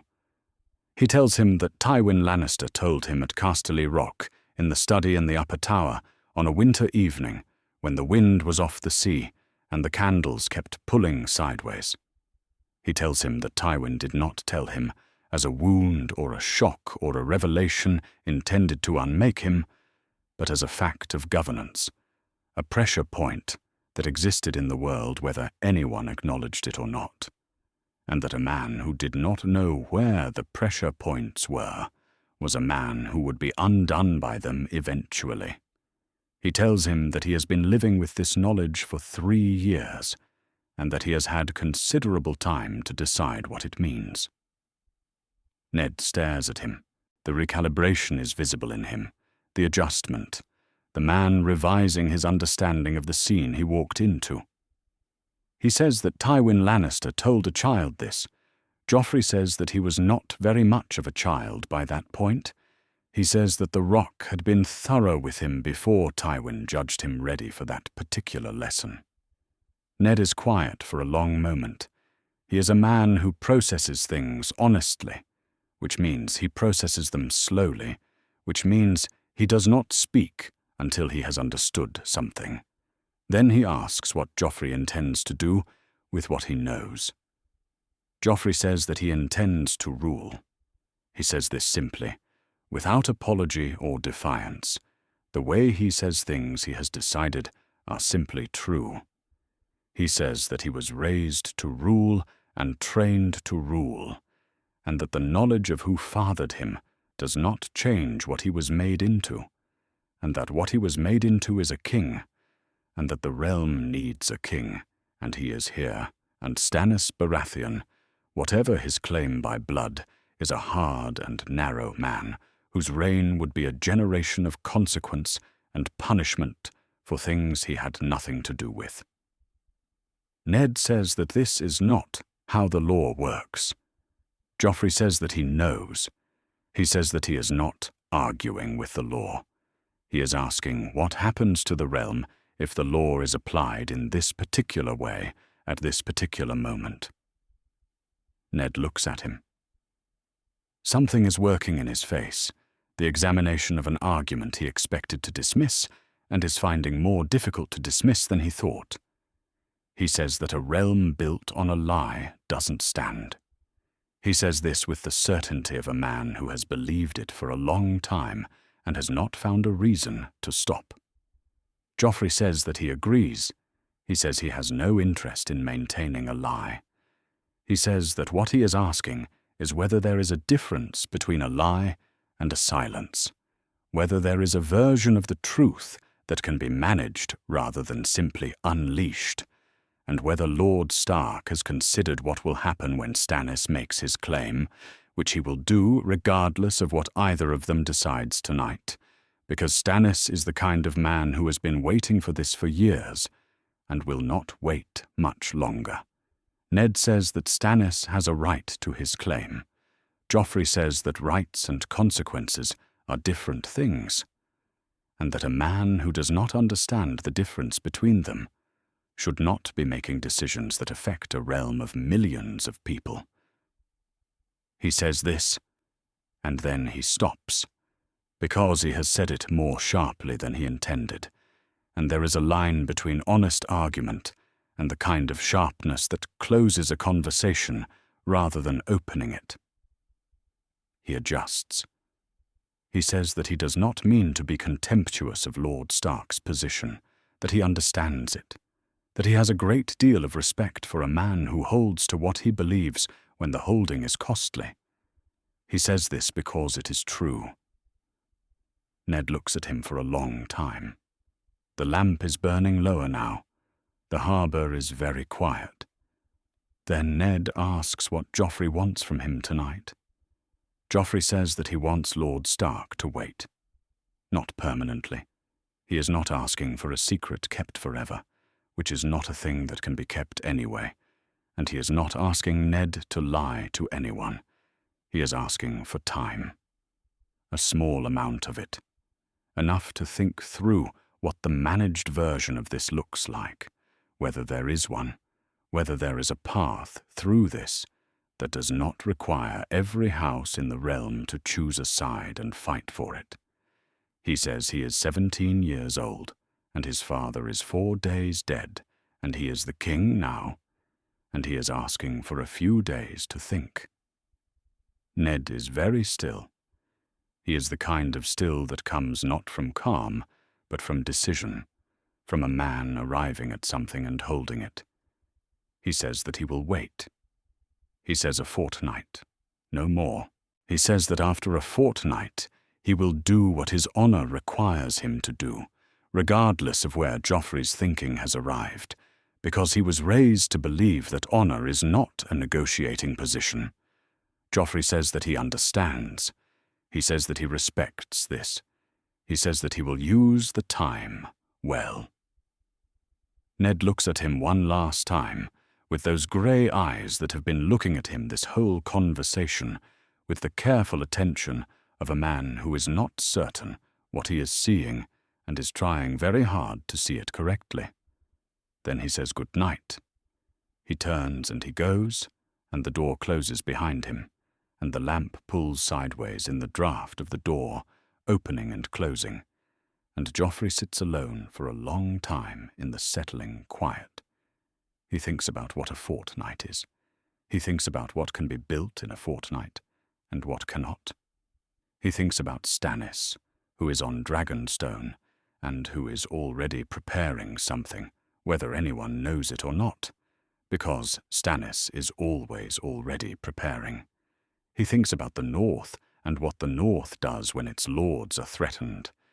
He thinks about Tywin, who is at Casterly Rock, and who will need to come to King's Landing now, who Joffrey is going to need in a way he has not needed him since the early days at the Rock, when he was still learning what the Rock required of him. He has a fortnight. He picks up the book. He does not read it. He sits with it in his hands and thinks about the shape of the problem, and whether there is a door in it somewhere, and where the door might be, and what it costs to open it. He goes to Ned Stark on the 3rd day of the fortnight in the morning, without ceremony. The Tower of the Hand is quiet at this hour. The household has not yet fully turned over to the day's business, and the corridors outside have the particular stillness of early morning in a place where the work starts before the noise does. Joffrey climbs the stairs without an escort, which is something he does sometimes now, because it is useful for a king to be seen moving through his own castle alone and at ease. as though the castle belongs to him, the way it actually belongs to him, not as a borrowed thing, but as an extension of himself. Ned is at his table. This has become predictable in a way that Joffrey finds reassuring, because predictability in a man you are about to negotiate with is information, and information is useful.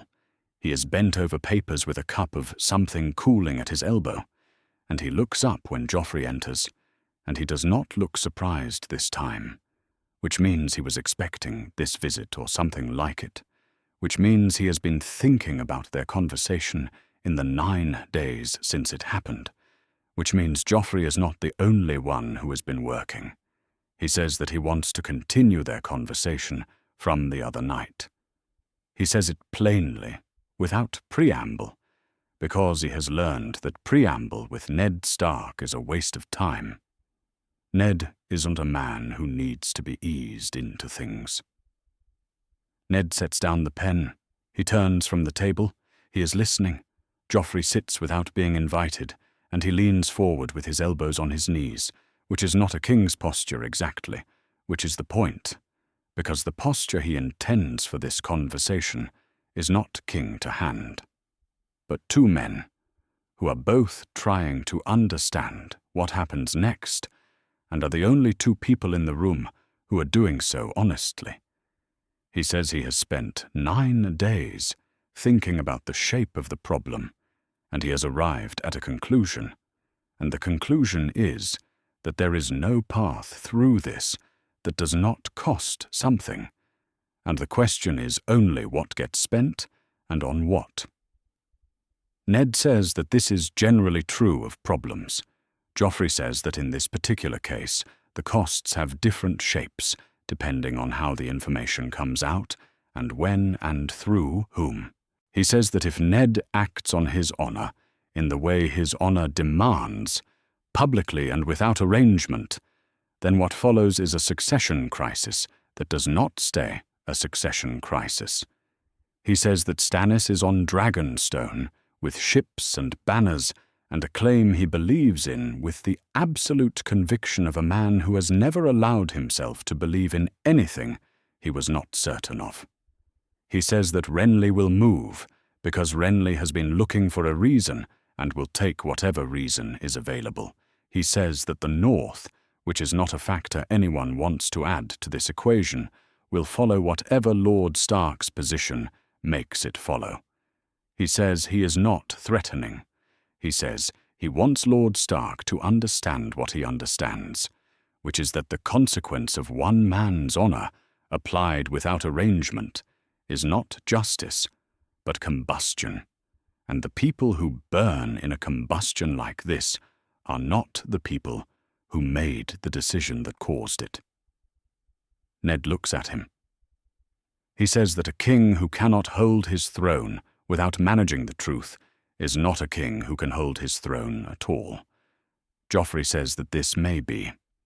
He says that what he is asking for is not to hold his throne by managing the truth forever, but to hold it through the next season while he manages the truth into a shape that does not require a war to make it known. He says that Stannis will still have his claim. He says that the lords will still need to decide what they think of it. He says that none of this goes away, but there is a difference between a controlled fire and a wildfire, and he would very much prefer to be in the first situation. Ned is quiet for a long moment. Out through the tower window, the morning is becoming itself, the light going from grey to pale gold, the yard below beginning to fill with the day's first movement. Ned says that he wants to know what Joffrey is actually proposing.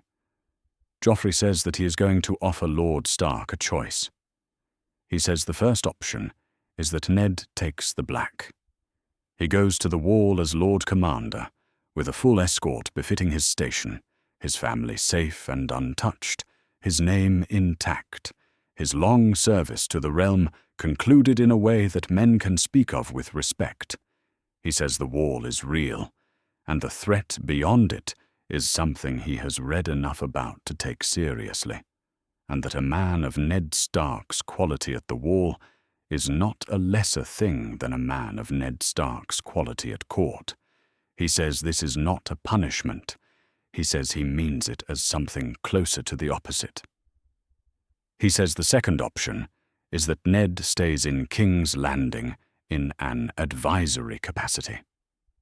Not as Hand, the position has run its course, but as a man whose judgment Joffrey intends to consult under no illusions about what that position actually is, which is a man who holds a dangerous secret and is therefore inside the decision-making rather than outside it.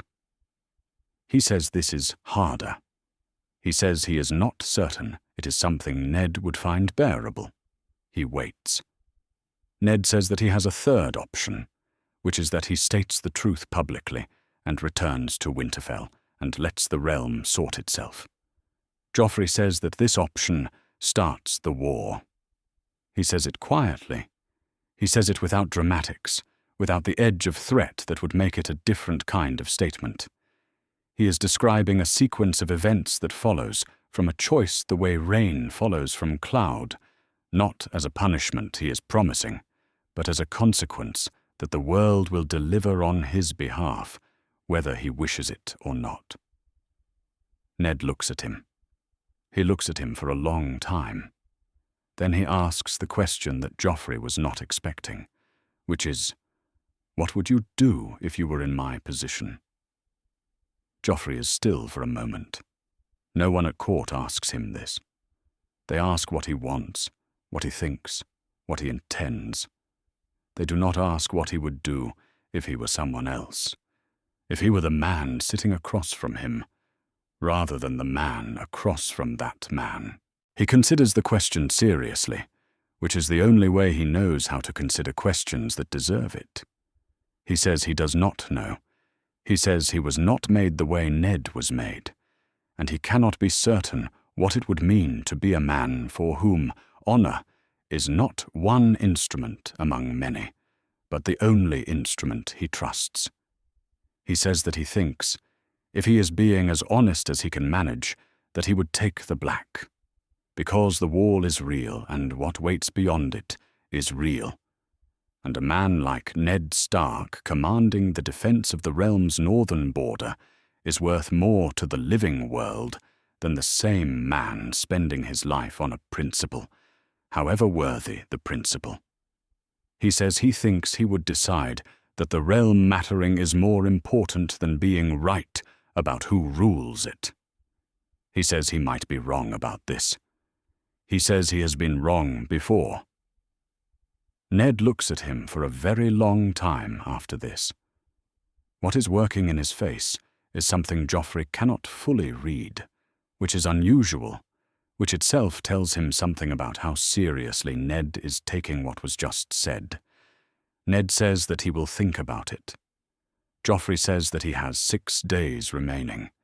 He says it not as a threat, but as information, because that is what it is. He stands, and he crosses to the door, and he pauses there for a moment with his hand on the frame, the morning coming through the window at the end of the corridor, and the castle beginning its day, around him in all directions. He says that for what it is worth, he hopes Lord Stark chooses the Wall. Not because it is convenient for him, though it is, because he thinks it would be the right use of a man who is genuinely worth using well. He leaves Ned Stark with his papers and his cooling cup and his 6 days. He walks back through the corridors of the Red Keep, and he thinks that he has either done something very good or very foolish in the last hour, and that he will not know which until the 6 days are up. He writes to Tywin that afternoon. The letter is short.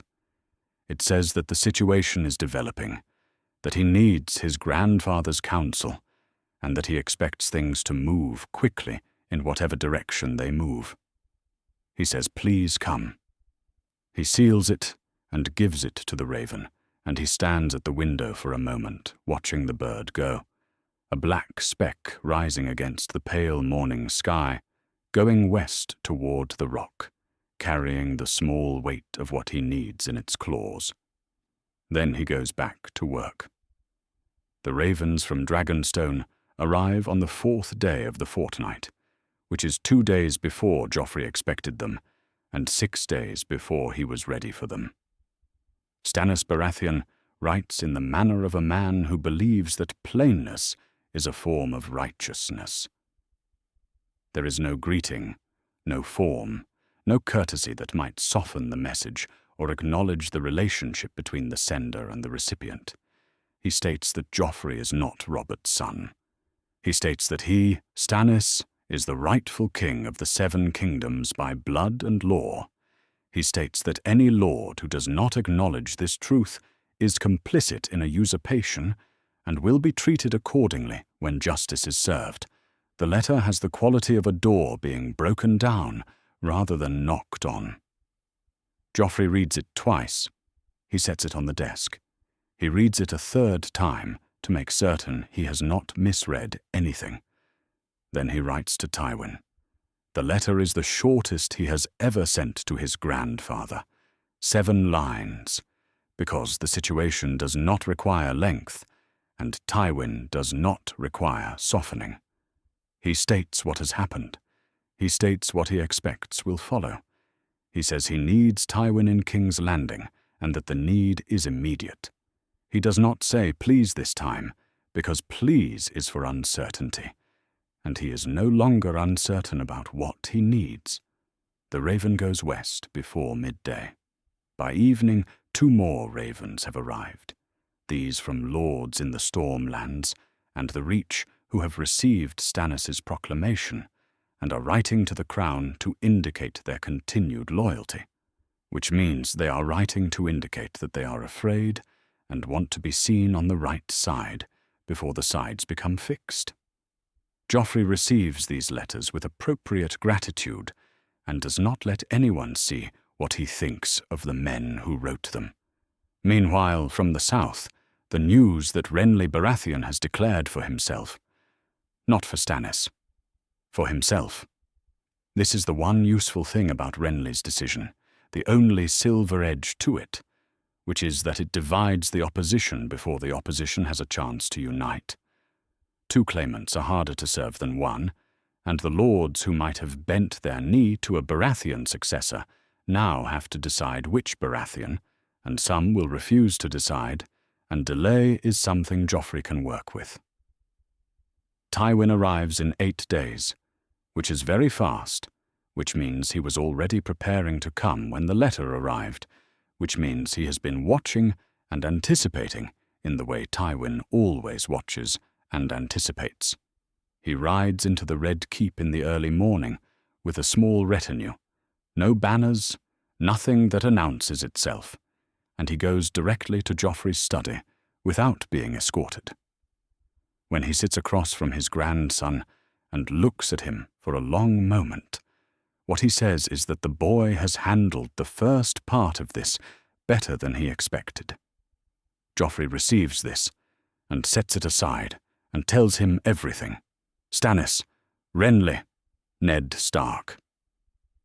The conversation in the Tower of the Hand and the 6 days remaining, and what he offered, and what he asked for in return.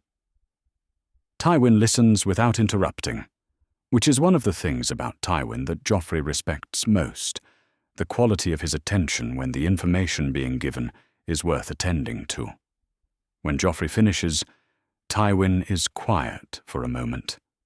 Then he says that the Stark situation is the most important thing. He says that Renly is manageable because Renly is driven by appetite, and appetite can be addressed. He says that Stannis is harder, but that Stannis cannot move without resources, and the resources will take time.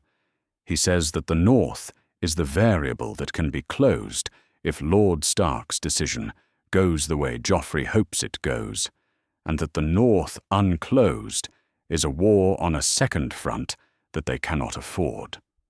Joffrey says that he knows Ned Stark comes to him on the 7th day. He comes in the morning, which is when Ned does everything, and he sits across from Joffrey in the study and he is very still in the way he is, still when he has arrived at a decision and is holding it. He says that he will take the black. He says it plainly and without visible hesitation, and without any indication that the decision was easy, because it was not easy, and Ned Stark does not pretend that things are what they are not. He says that he is not bending his knee. He says that he does not accept the legitimacy of the succession.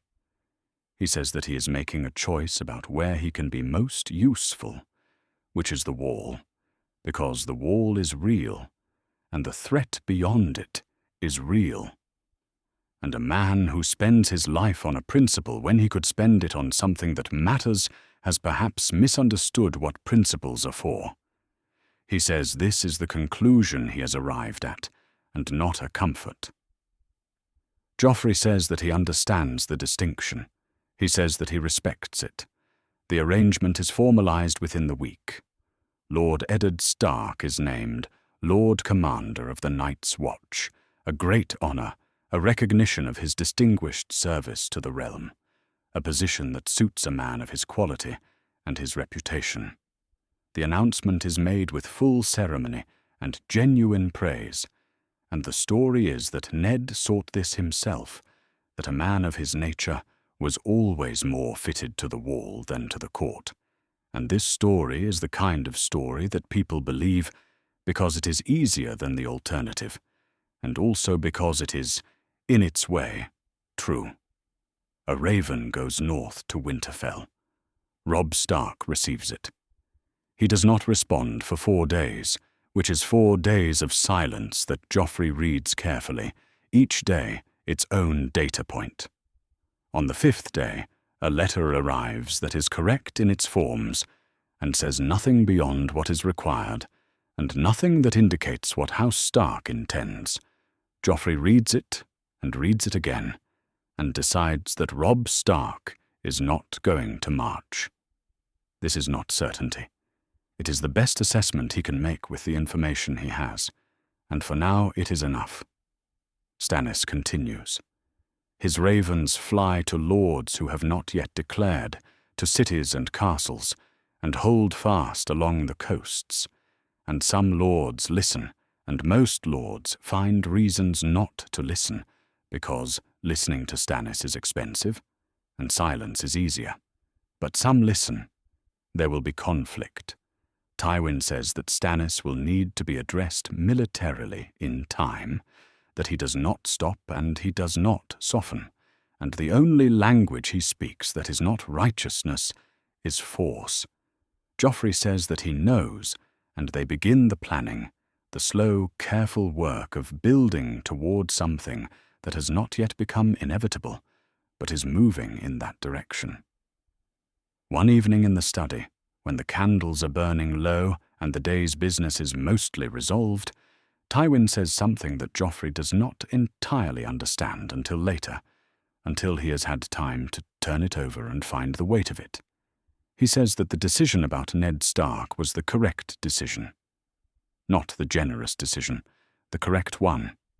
He says that a Stark head on a spike would have ended everything they are trying to build, that the North does not forget and does not forgive, and would have marched south with nothing left to lose, and that a war on 2 fronts against Stannis in the east and the north, driving down through the neck, is a war that has no good outcome for anyone. Joffrey says that he is not certain the decision was a calculation. Tywin looks at him. He says, "What do you mean?" Joffrey says that he is not certain he kept Ned Stark alive because he worked out the consequences and found the math to favor it. He says he is not certain it was not simply the thing that seemed right, the decision that he arrived at through a process he cannot fully account for, and that maybe there is a version of correct that is not the same as calculated.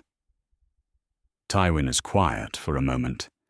He looks at his grandson with the particular attention he gives to things that interest him, which is complete and steady and slightly cool. Then he says that this is an interesting answer. He does not say whether the answer is right. He turns to the maps on the table and they continue their work. By the time he is 18, Joffrey has learned that ruling is mostly the management of things going wrong. This is not what he expected. Or perhaps it is more accurate to say that it is not what he expected to feel like from the inside. He expected difficulty. He expected resistance and competing interests and the constant friction of a court full of people who all want different things from the same small number of things available. Tywin prepared him for all of that.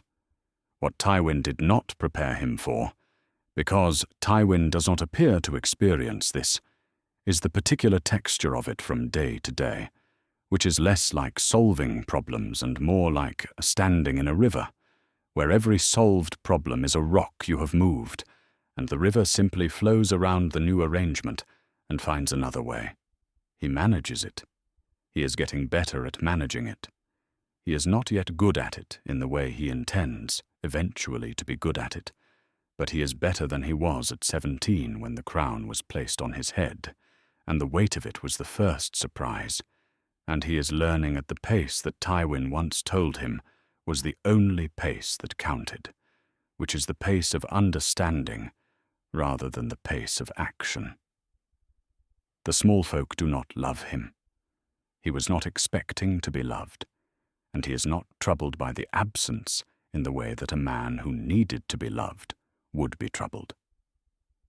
But they do not fear him either, not in the way the city feared what he might have been, the golden boy his mother made, whose cruelty was a kind of hunger, who used fear the way other men use coin. The people in the streets know his name and do not run from it, and this is something he has come to care about more than he anticipated, not for vanity, but for the practical understanding Tywin pressed into him in the early years at the Rock. A king who rules by terror governs alone, and a king who governs alone is only ever as strong as one man. He cannot afford to be only as strong as one man. There is too much that requires more than that. Tywin is in King's Landing. He has been here since the crisis of the succession, when the ravens flew and the fortnight ran out, and the decisions were made that determined the shape of everything that followed. He is not on the small council officially, because officially would create a problem of its own, the appearance of a grandfather's hand on his grandson's throat. But he is present the way he is always present, which is fundamentally in the architecture of things, and in the evenings they sit together in the study, and they work through the day, and Tywin gives counsel in the way he has always given counsel, without deference and without apology, and Joffrey listens and takes what is useful, and sets aside what is Tywin's way rather than his own. And he has been doing this long enough now that Tywin has noticed the pattern and has said nothing about it, which is itself a kind of notice. This is the thing that has surprised Tywin. Joffrey knows it without being told, because Tywin is not a man whose surprises are invisible, even when he intends them to be. The surprise has a quality to it that Joffrey has come to recognize, which is the quality of a man encountering something he designed and finding that it has developed in a direction he did not design and cannot entirely account for. The boy he sent to Casterly Rock could be understood completely. The young man who came back could be understood mostly. The king he is becoming can be understood partially, and the partial that remains is the part that Tywin watches with what Joffrey is fairly certain is the closest thing to genuine interest that Tywin has available. Cersei is at court. She is always at court. She has adapted to him the way a river adapts to a new course, finding its way around the new shape of things, and the surface of their relationship is smooth and correct and occasionally warm. But underneath it is the original wish, unchanged, which is the wish that he had come back from the Rock, the boy she sent away, rather than the man he came back as, and she still sometimes looks at him with those green eyes that are asking him to be different, to be softer, to be more of what she made, and he is gentle with her when this happens. Not because gentleness costs him nothing. It costs something. The cost of maintaining a performance for someone who knows you well enough to see through the performance and loves you enough to pretend they do not. He pays this cost because she is his mother, and the thing about that is that it simply is, fixed and permanent, and not something he would choose to change even if he could. Sansa Stark is at court. She has remained through everything, through her father's departure for the Wall, through the storms of the succession and the smaller storms that followed, and she has learned the court in the way cautious people learn difficult things, which is by watching far more than participating, by mapping the currents before she enters the water.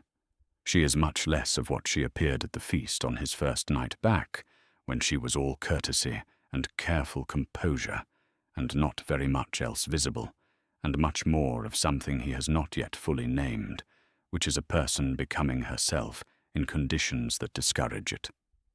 They are betrothed.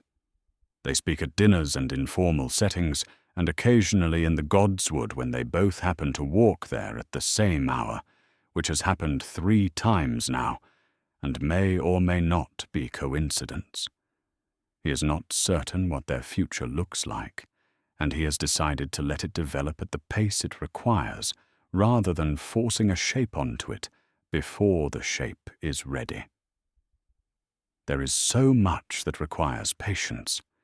This is the thing the Rock gave him above everything else, above the governance and the reading of rooms and the understanding of cost and consequence, the capacity to hold a question open, the capacity to wait for a thing to resolve itself rather than reaching in to resolve it prematurely. He is not always successful at this. He is 18, and the errors he makes are real errors, and they have real costs, and he is still learning to absorb a cost without letting it drive the next decision, which is the mistake that costs twice. The war with Stannis is ongoing. It has not consumed the realm the way a succession war in full flame would have consumed it, has not turned the Riverlands to ash and the Stormlands to rubble and the North into a thing that marches. But it is not resolved. Stannis doesn't resolve. He sits on Dragonstone with his certainty, and his ships, and his narrow conviction that the world owes him the acknowledgement of what is rightfully his, and he will sit there and wait and write his letters and build his forces until the matter is settled by force, because that is the only settlement he will accept. Tywin says they will settle it by force when the time is right and the position is the strongest available. Joffrey says he knows. They are building toward it the way you build toward something you cannot avoid, carefully and without rushing. On a morning in late autumn, with the cold coming off the black water, and the sky the particular grey that means the season has turned and will not turn back, he stands at the window in his study and looks east. The bay is below him, and the water is dark and moving, and the ships at anchor ride the swell with the patient indifference of things that have been riding swells for a long time and expect to continue. He can see a merchant vessel making for the harbour mouth from the east, its sails dark against the grey sky, carrying whatever it carries from wherever it comes from. He watches it come in the way he has been watching things come for 2 years now, with attention and without urgency, trying to read the distance before it closes. He thinks about the boy who rode out from this city 3 years ago, not knowing what it was going to cost him. He thinks about the man who rode back in and sat at the feast and watched Sansa Stark across the table and told himself he was ready. He thinks about whether he was right. He is not certain. He is more certain than he was at 17. He will be more certain still at 20 if the thing is done correctly, which is the only way he intends to do it. He is 18 years old. He is the king, and the realm is not at peace, but it is not burning, and he is in it, and there are years ahead that he cannot see from here. He watches the ship come in. He watches the ropes thrown from the dock, and the gangway lowered, and the first of whatever is being unloaded carried down into the city. Then he turns from the window and goes back to work. That's our theory. Westeros is a land filled with exciting stories and possibilities, and we love exploring them. If you want to accompany us on this journey across the 7 kingdoms and beyond, then please like, share, and subscribe.